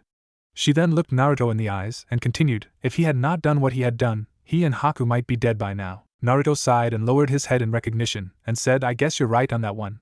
Kakashi might have killed Zabuza, and if he found out about Haku here, he might have either killed her or brought her back to the village as a trophy for breeding stock for her special gift, Naruto replied, as Kurenai nodded and Haku became angry at the possibilities of her being away from Naruto's protection, let alone his side, or even worse, as some breeding whore. Naruto allowed the females to enter the office before him and Haku entered just before Naruto, as if to show that she might be a boy, instead of a girl. Naruto inwardly smirked at Haku's antics. So Hokage-sama, I heard you wanted to speak to us when we returned, Naruto said in a bored tone. Sarutobi rolled his eyes, as he knew now Naruto had yet to forgive him. Sarutobi read the paper that was handed to him by Kurenai, as he began to acknowledge the people who had just entered his office. Yes, Naruto. I wanted to know how your vacation went with your lovely fiancé. I hope you haven't taken the dive into marriage just yet, Sarutobi teased, with a blush on his face hidden by the paper. Hinata sighed at this quip. She then said, Hokage-san, we are not ready to do that just yet. I see from this report and the other one that you were in league with the wanted criminal, Zabuza Momochi. Care to explain, Hinata? Sarutobi purposely wanted to get the information from Hinata, as she was more than likely be less angry at him. He was mistaken. Hinata glared at Sarutobi. She angrily replied, First, you accuse us of taking of the forbidden fruit of marriage, and then you accuse of willingly consorting with criminals. Haku was surprised at Hinata taking such a forceful approach with the Kage. Sarutobi sighed, as he understood that putting Hinata on the spot wasn't the right choice. So then fill me in on what happened then, he asked in a pleasant tone. Hinata looked at Naruto, who nodded. She then said, We had just finished collecting a bounty on some bandits on one of the coast roads when we ran into Haku and Zabuza. Naruto-kun decided to not look threatening when we saw the two of them, as he recognized Zabuza from the book Kurenai-sensei left with us, Hinata admitted. Sarutobi raised an eyebrow, as he looked at Kurenai, but only said, Please go on. But the look on his face told Kurenai that she could expect a tongue lashing after this meeting. Zabuza-sensei. Hinata attempted to continue, but was interrupted by Sarutobi. Sensei, why are you referring to him as sensei? Sarutobi asked in an attempt to end his confusion. I was getting to that, Hokage-san. Zabuza-sensei recognized that we had training, but he also decided he would train us. He gave us little choice in the matter, thus the reason why we call him sensei, Hinata explained with an annoyed tone. You do understand that you spent time with a wanted criminal, do you not? Sarutobi asked, as both nodded. Sarutobi sighed. Now are you ready to start the academy? Naruto began to snicker and Sarutobi raised an eyebrow. What is so funny, Naruto? Well, if your Rookie of the Year is any indication of the skill of your genin, then you should send them all back to the academy with us, Naruto exclaimed. I'm not sure I want to know, but what do you mean? Sarutobi asked. Naruto-kun beat Sasuke Uchiha in a sword fight, with training swords, Haku explained. Sarutobi looked surprised and then looked at Haku. And who might you be? Haku bowed. I am Haku Momochi, Zabuza's adoptive child. I would also say that if you were to rank them, Naruto-kun is high-level genin, Hinata-chan is mid-level genin, and I'm low-level chunin in abilities. That is if you were to ask. Otosan is a slave driver though, she admitted. And we work great as a team, Naruto proclaimed. I should hope so. With your future wife by your side, you should work well as a team, Sarutobi stated in an attempt to get a reaction out of Haku. He could swear that he saw a blush from the boy. I must be getting old, Sarutobi thought to himself. Kurenai-san, I want you to do an assessment on these three to see if they make a good team, and I want a report by the end of the day tomorrow. After I get the report, I will decide if they are ready to become genin of the leaf. Also, I want to know why you were fighting Sasuke, Sarutobi ordered. Naruto smirked at this request. We were ordered by Gato to kill the bridge builder, Tazuna. I also heard Gato getting set to betray us, so I proposed to Sensei that we go meet this Tazuna fella and figure what is worth more, a man who asks us to do jobs, but does not pay us, or a man who just wants to rebuild his country. I convinced Sensei that if he followed Gato, that he would not make a good Kage. So after trading some insults with my former classmates, Sasuke-chan and I played a little. Apparently your darling Uchiha-chan got his head handed to him by the dead last of the class. Don't worry, I didn't hurt him well, other than in his pride, Naruto explained with a chuckle. Oh, and Gato is no longer a problem, so we performed your team's mission and protected the bridge builder. Do we qualify at Shinobi yet? Hinata asked. Sarutobi sighed. What happened to the shy little Hyuga girl we all knew and loved? he asked. Hinata and Naruto scowled at the Hokage. Hinata lifted the leather headband and pointed to the curse mark on her head, and yelled at Sarutobi, "This is what happened to her. The Hyuga clan assaulted me and branded me, even though I was never supposed to receive it. You forget that we have both been hurt by that clan, yet you did nothing to either ease the pain or even believe us. We could also leave and go to another village," Hinata angrily proclaimed. Sarutobi coughed, but he said in his defense, "Even though I didn't visit after the assaults, I did worry about both of you." Naruto burst out laughing. "You proclaim that you are there to protect the village, yet you don't protect it from itself. What if they had killed me in the assault and it go out?" Naruto hinted, as Sarutobi noticed the confused look on Haku's face. "So are you ready to go back to the academy?" Sarutobi asked, attempting to change the subject yet again. "Let me see no!" Naruto shouted. "Give me the exam right now. All three of us could pass it right now, and I swear if there is a genjutsu on my test I will break all the genjutsu within a mile radius," Naruto proclaimed, much to Sarutobi's surprise. Sarutobi nodded. "Fine, go to the academy tomorrow with Kurenai-san and have the test administered. If you all pass then you may become a genin team." Naruto smirked. "Okay, Hokage-sama. We will take the test and become a new team." "Time to go home, Hinata-chan." "Haku," Naruto said, as he left the office, both girls right behind him. Sarutobi looked at Kurenai. "So what is the story of the boy, Haku?" Kurenai smirked at Sarutobi, who raised an eyebrow. "She is Naruto's second wife-to-be. Documents have already been filed in both Wave Country and here in Fire Country. Other than her being skilled and Zabuza's adoptive daughter, I haven't much information to give you, as the three of them were quiet on the way here. I know Zabuza did it to protect Haku, but I'm not sure why," Kurenai explained. "So he's still mad at me," Sarutobi said in a sad voice. Kurenai scowled at the Hokage. "Well, you didn't visit them after the attacks. He looked up to you, and then you chose to not even go to see them. They broke 5 of his ribs and his right arm. Luckily the Kyuubi healed him. This village has turned its back on a hero, and he feels you did too. Added to that the scroll incident and you're fighting an uphill battle with them," Kurenai admitted with a sigh. "He doesn't hate you though. He is just deeply disappointed and hurt. You kept them in the dark about things you shouldn't have," Kurenai chided. "You know as well as I do that there are things to be considered, politics is one of them. The council in a concession to my law, and forbade me from revealing his heritage until he made genin for his first scroll and jounin for the second scroll," Sarutobi admitted. Kurenai shook her head. "And we all know how well they kept his secret from the village. How about how they have pushed for the banks and business to treat him? He either isn't allowed into places or is overcharged for inferior quality goods and foods.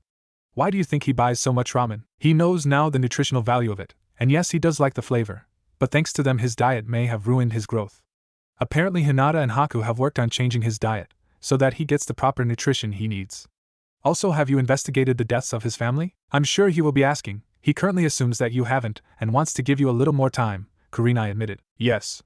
The investigation is nearly complete in both cases. I'm afraid there can be no prosecution though," Sarutobi stated. Kurenai looked surprised. "How can you and the council protect murderers?" she demanded. "By the persons who perpetrated the crimes already being dead. They were Uchiha," Sarutobi admitted. "How convenient. Naruto will not be pleased about that.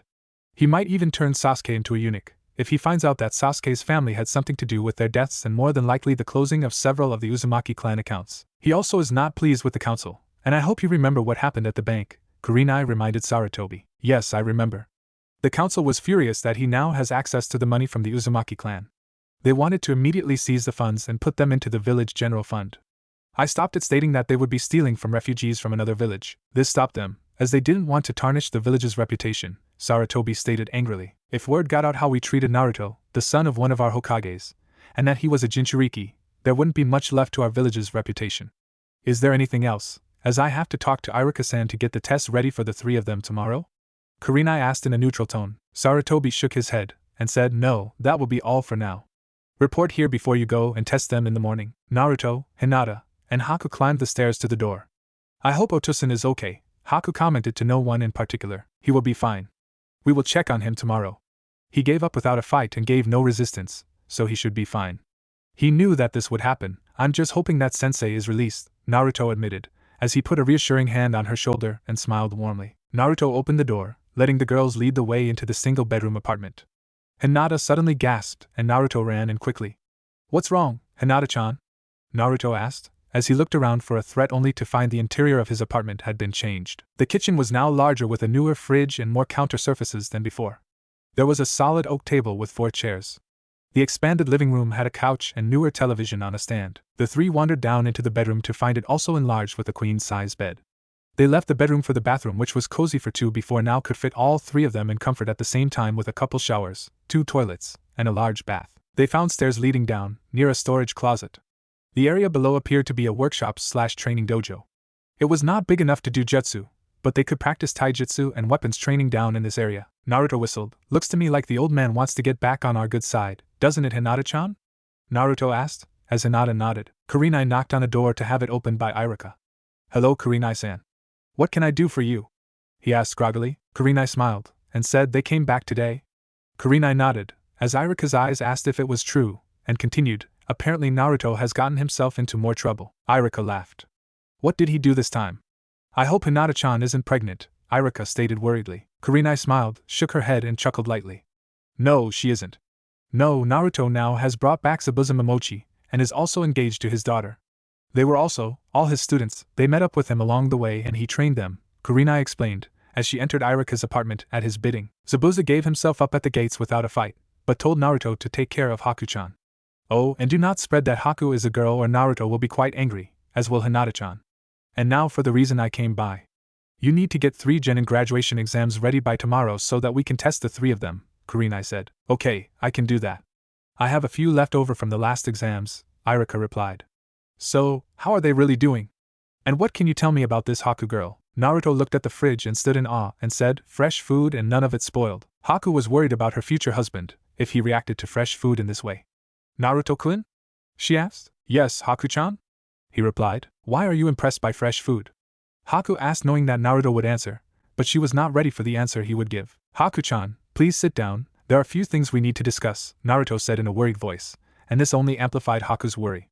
There's something I need to tell you about me and want you to hold judgment until after you have heard me out, Naruto said and then sighed, as he prepared himself to begin. Hinata moved up and began to rub his shoulders. Haku now knew this was important. Haku-chan, I need to know what you know about Bijou and Jinchuriki. Haku contemplated the question before giving an answer. She began. Bijou are tailed beasts that have ravaged the elemental nations from time to time.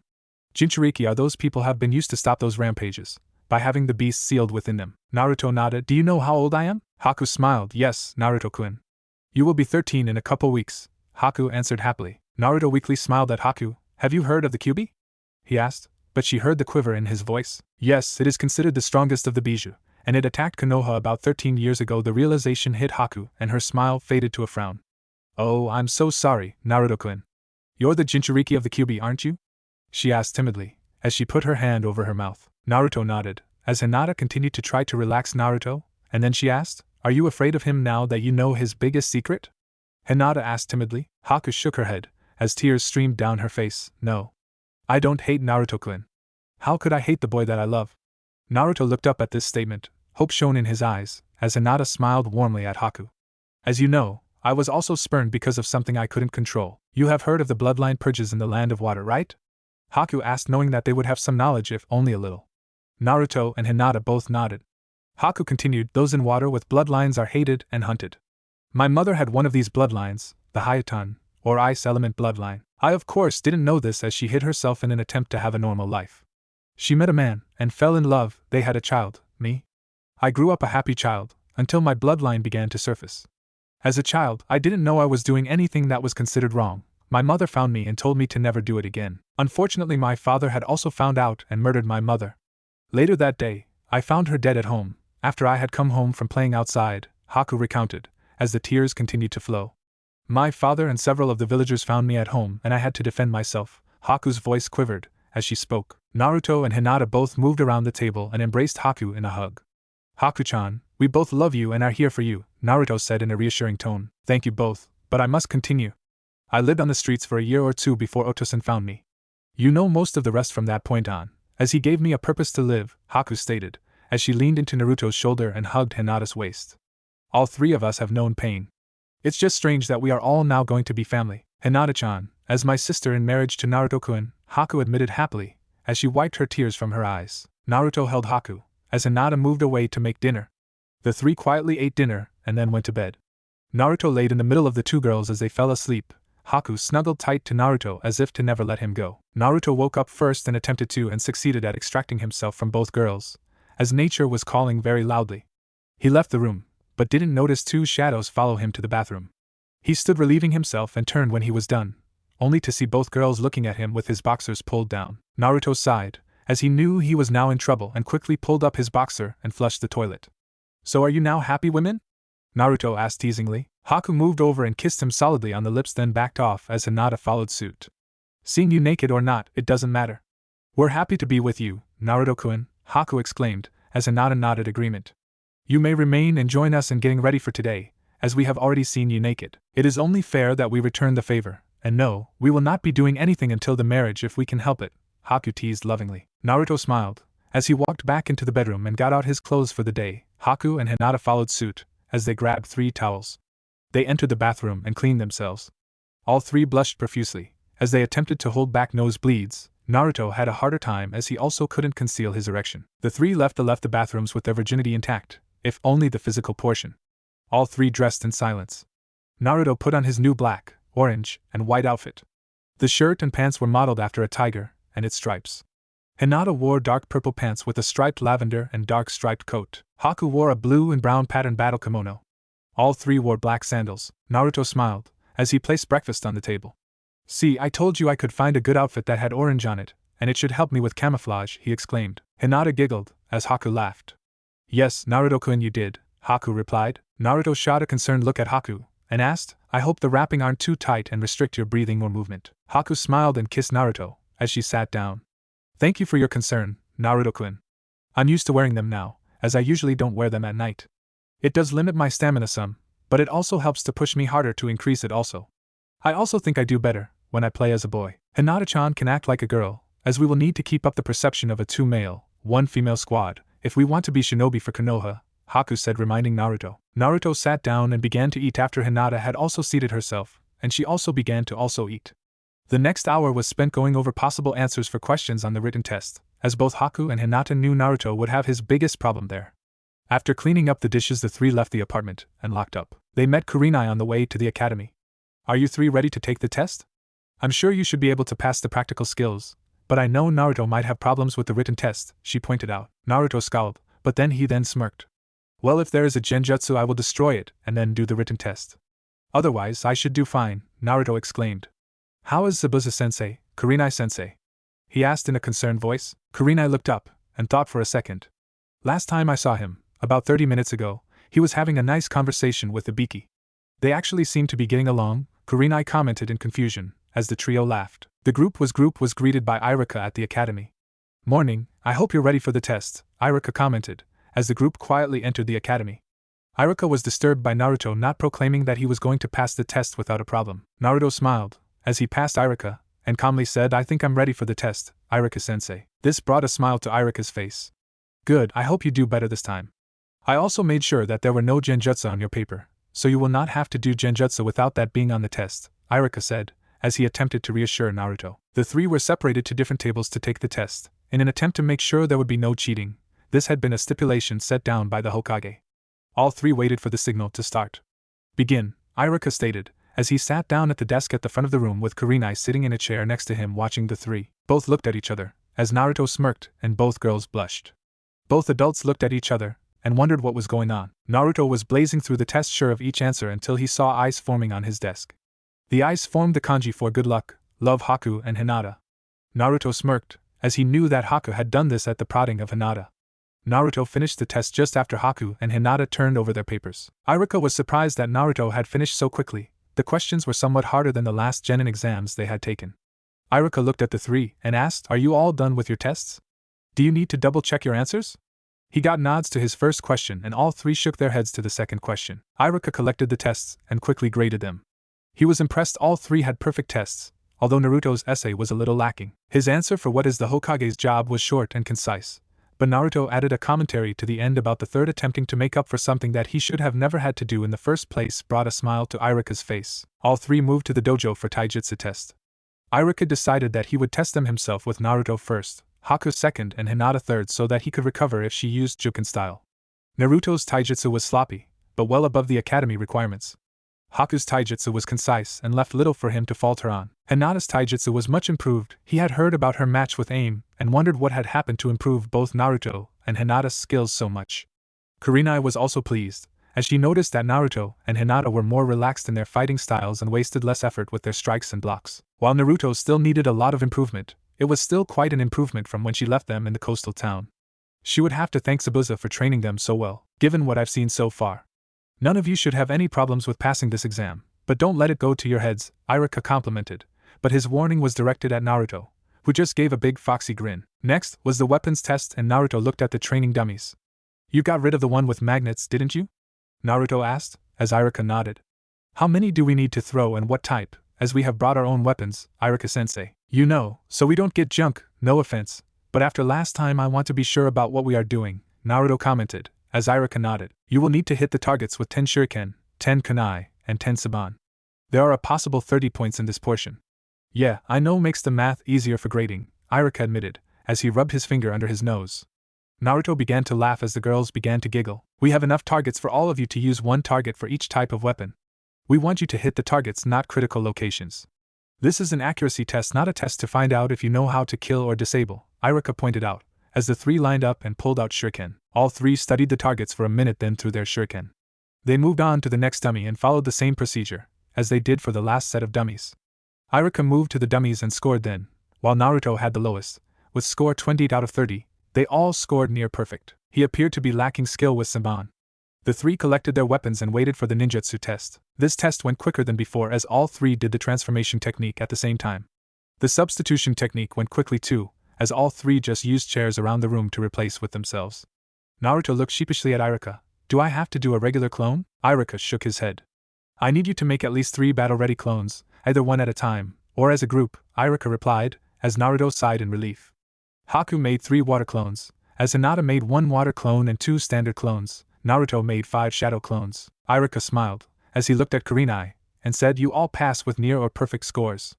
Naruto lost 2 points on the weapons testing, otherwise you all passed with perfect scores.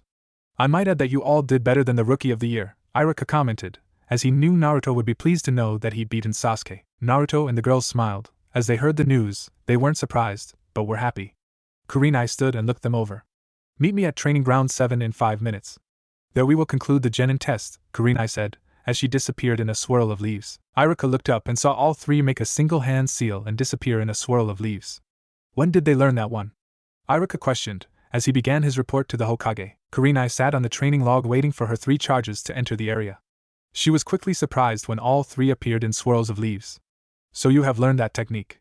Good, but it is only good for leaving an area, and isn't a good one for combat, Kurenai commented. Now we will begin your last test to become genin. I don't normally use this test, but the Hokage insisted that I should, Kurenai said, as she pulled out 2 bells. The genin test fails out 66% of all those that pass the academy test. So as it stands, I'm adjusting it so that 2 of you can become genin, and 1 of you will go back to the academy. I need you to come at me with the intent to kill. Naruto scratched his head. Kurenai-sensei? Naruto queried. Kurenai nodded, and replied, yes, Naruto. What is it that you need? Well, there are 2 things. First, either we all pass or we all fail, he said, as both Haku and Hinata nodded their agreement at his comment.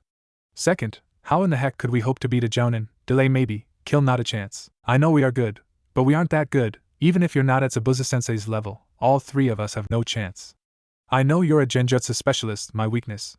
If say your taijutsu is at high chunin level, all 3 of us might have a chance to scratch you, but beat you, no, Naruto replied with much conviction. What Naruto-kun is trying to say is that, while we are skilled and work well as a team, but we cannot compete with the Jonin, and we know it.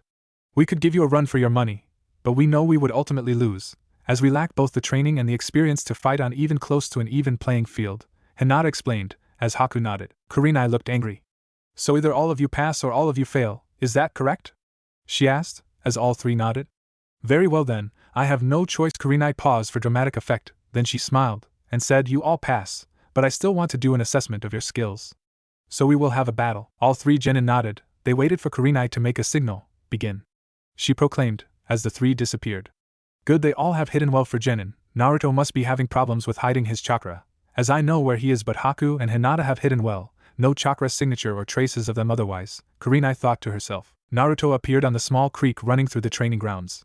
You're not hiding very well, Naruto, Kurenai proclaimed. Naruto smiled and ran through several hand seals, and said, hidden mist jutsu. As mist suddenly erupted from the stream and encompassed the area. The visibility was almost nothing, as Kurenai couldn't even see her hand in front of her face. Kurenai suddenly felt a touch on her right shoulder and felt her arm go limp. Kurenai felt the next attack coming and jumped out the way, as the area she had just occupied was filled with Saban. She landed only to have to jump again. The mist lessened, but was still thick. Kurenai reached out with her senses to hear the next set of Saban came in. She jumped to find herself landing on the water with a splash. This game of cat and mouse has to end or they will beat me, she thought in a near panic. She was impressed by the strategy they had come up with. Naruto would conceal their movements while Hinata snuck up on her and disabled her arm, taking away her ability to do jutsu. Lastly, using Haku's accuracy as long-range support, I'm just worried if they use either shadow clones or shadow clone shuriken jutsu to spam the area with either clones or weapons. That might just kill me, not able to take on a jounin as a team. My foot, Kurenai complained mentally. Do you give up, Kurenai-sensei? Naruto asked, but his voice came from all round her. I surrender, Kurenai proclaimed, as the mist fell and she was surrounded by 100 Naruto. Hinata was standing on a tree next to Haku, both holding Saban ready to throw them at a moment's notice. She shifted from her ready position. She then said, I'm impressed. You work well as a team, better than most. Were you trying to lull me into a false sense of security about your skills? Or did your skills truly increase by that much? She asked, truly wanting to know. Naruto scratched the back of his head, as his clones dispersed. Not sure what you mean, sensei, he admitted. Kurenai motioned for all of them to gather around and sit down near her in the training field. They all came and sat quickly. I was quite surprised when they were able to hide their chakra, but you weren't able to, Naruto, she explained. But when you did the mist jutsu, I figured you were going to use that to hide. Instead, Hinata went on the offensive and disabled my arm, while Haku sent Saban in to disable me further. Then you also positioned me to be on the creek so that I would make more noise and thus be an easier target. You should be proud of yourselves. You beat a jounin within several minutes, even if you had me surrounded with Naruto clones. Also, if the clones know anything about Kenjutsu, then I would have been in big trouble. Will you accept me as your sensei and authority? She asked. Naruto, Hinata and Haku all nodded agreement, as they agreed to follow Kurenai. Naruto, Haku and Hinata were all dressed in white kimonos and sitting under a waterfall, as Kurenai supervised their advanced chakra control training. Naruto seemed to have the biggest problem meditating. Either something was bothering him, or he just couldn't concentrate. Naruto, you need to relax and allow your chakra to flow. Use your chakra to shield yourself from the water, Kurenai instructed. Naruto knew Kurenai was correct, but there was something just beyond his grasp causing him not to be able to concentrate. He was at ease, but every time he would relax and try to concentrate his chakra to his shoulders and head, it would build, then suddenly it would burst out. It wasn't a big burst, just enough for him not to be able to do the exercise. After what seemed like the 100th time this happened, he opened his eyes and said, Kurenai-sensei, my chakra doesn't seem to flow right, it seems to come in waves. Kurenai, Haku, and Hinata were all surprised by this statement, but Kurenai wanted to get to the bottom of this problem, so she said, Hinata, use your Byakugan and watch Naruto do this exercise. Hinata nodded and activated her Dijitsu. Naruto relaxed and began the exercise. She was surprised that she had not noticed this before during their earlier training, but Naruto was right. His chakra did flow in waves like a heartbeat, as best as she could explain it. She looked closer only to find the wave caused by concentrated chakra that was wrapped around a small amount of red chakra. Naruto-kun is correct, in a way, she explained. Kurenai was confused, and asked, what do you mean, Hinata? Naruto-kun's chakra has dense chakra that is surrounding Kyuubi chakra, as it passes through his system. The chakra surrounding the flakes of Kyuubi chakra is denser than his regular chakra. There is a rhythm to it though, she answered. Naruto continued to try to focus. As he began to feel a wave coming on, he lessened the chakra output. Hinata watched in amazement, as Naruto appeared to be getting the rhythm of his chakra and the chakra began to shield him from the falls.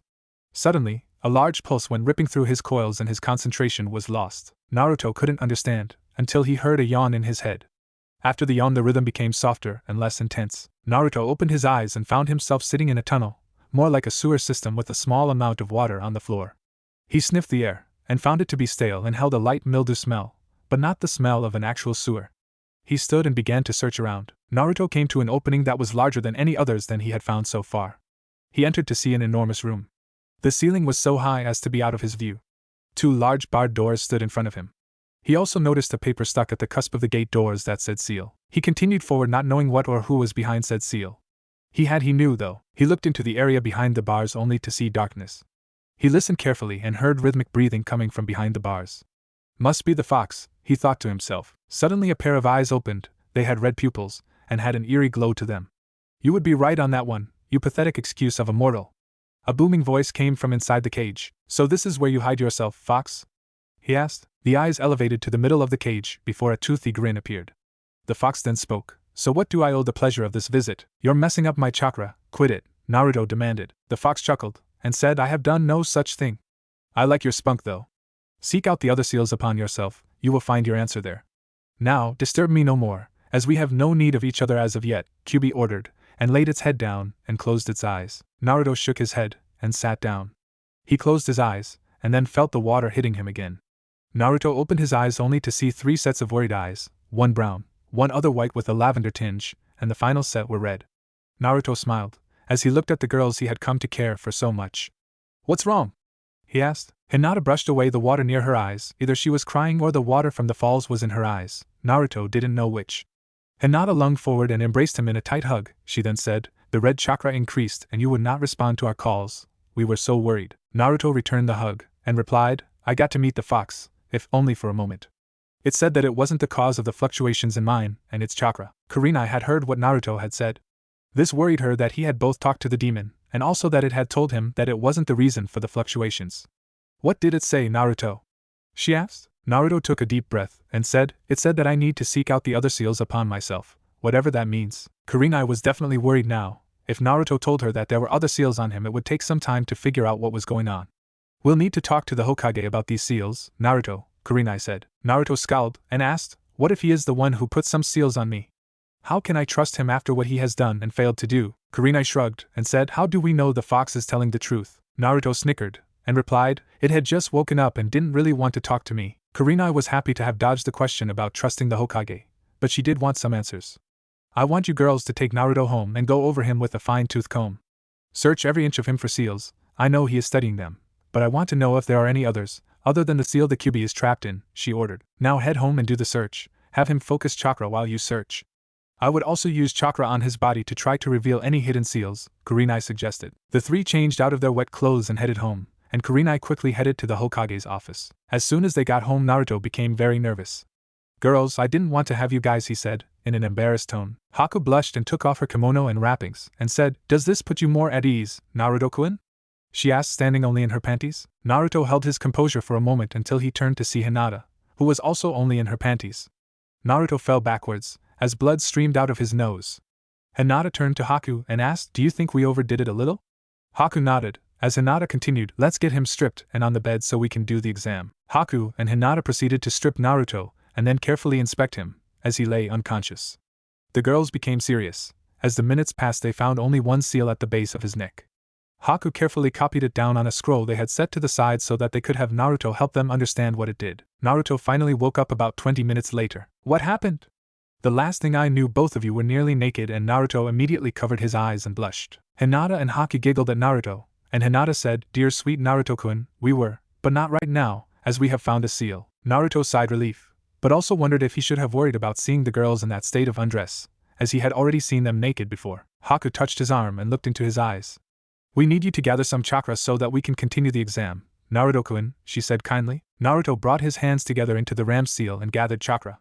The seal on his stomach appeared, as did several others. Haku copied all the seals, 5 in all, onto a scroll. Hinata found a 6th on his skull under his hair. Naruto then got some clothes on and started to research the seals. He figured out several quickly. The Kyuubi seal was easiest to identify, but he couldn't figure it out totally. With his limited knowledge, he decided that it hadn't been tampered with. The seal on the back of his neck was a chakra inhibitor, more than likely to stunt his mental development, as was the one on the top of his head. 2 others were set to mess with his chakra directly. They would cause his chakra to not flow to the seal in steady stream, thus allowing for the leakage of Kyuubi chakra into his system. Those had to go, and quickly. The last seal, Naruto couldn't make head or tails of it. It appeared to be both an inhibitor, and one that would open a floodgate to something. Naruto put his notes down on the scroll and headed to dinner, and then to bed with the girls in tow.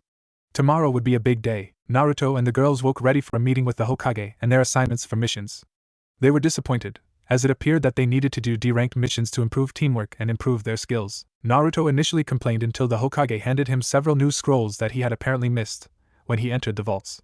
Needless to say, Naruto was happy to get more scrolls from his parents, as they were addressed to him from both of them, and even a few were even from his aunt. The Hokage also said that the investigation was almost complete, but it appears that most of the guilty parties were now dead and unreachable for prosecution. Naruto handed a copy of the scroll that identified the seals and notes on the ones that they had found last night to the Hokage in the hopes of getting some new information on the seals and possibly breaking them. Sarutobi read the notes and explained to Naruto, from what he could decipher about the seals, which was only a little more than Naruto had. He also said that he would summon Jiraiya, Konoha's resident seals master, to help in the investigation. Sarutobi again apologized to Naruto for the mistreatment. Naruto accepted the apology, but not after complaining about the abuse, rather vocally. For the next few weeks the team did several deranked missions a day. They quickly got a reputation for 1. Catching the demon cat named Tora quickly, with an ice cage, and for their work at gardening. Also the Inuzuka seemed to call upon them frequently for work at their kennels. This gave Naruto time to catch up with Kiba and find out about his team. Kiba also found out about Naruto's team's little secret. So how is it working with 2 girls, Naruto? Kiba asked. Naruto looked both startled and surprised all in one.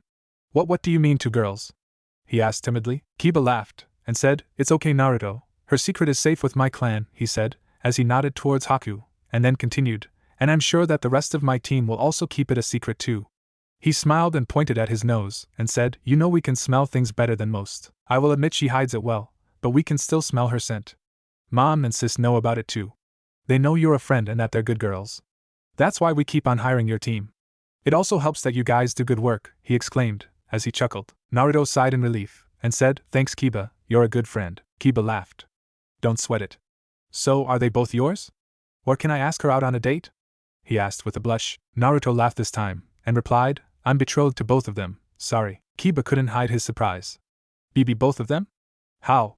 He asked, wondering how this kid had both the worst and the best luck at odd intervals. Hinata-chan and I have been betrothed since soon after her birth, and Haku-chan only happened a couple months ago, Naruto admitted. Doesn't Hinata have a problem with you having to be married to both her and Haku?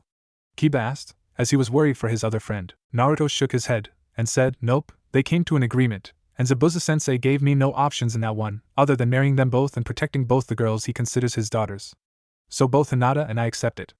Haku doesn't seem to mind either. Kiba blushed, elbowed him, and then whispered, So, have you gotten any action from either of them? Naruto's eyes went wide, as he yelled, What? Kiba turned to the girls to make sure they hadn't noticed and weren't coming over. He then said, Keep it down, Naruto. I was only wondering, geez. Naruto wore a look of disgust. He then spoke in an even tone, and said, I would never take advantage of either of them. I love them both, and we're too young for that just yet. That may happen, but not for a while. Man Naruto, you're just boring.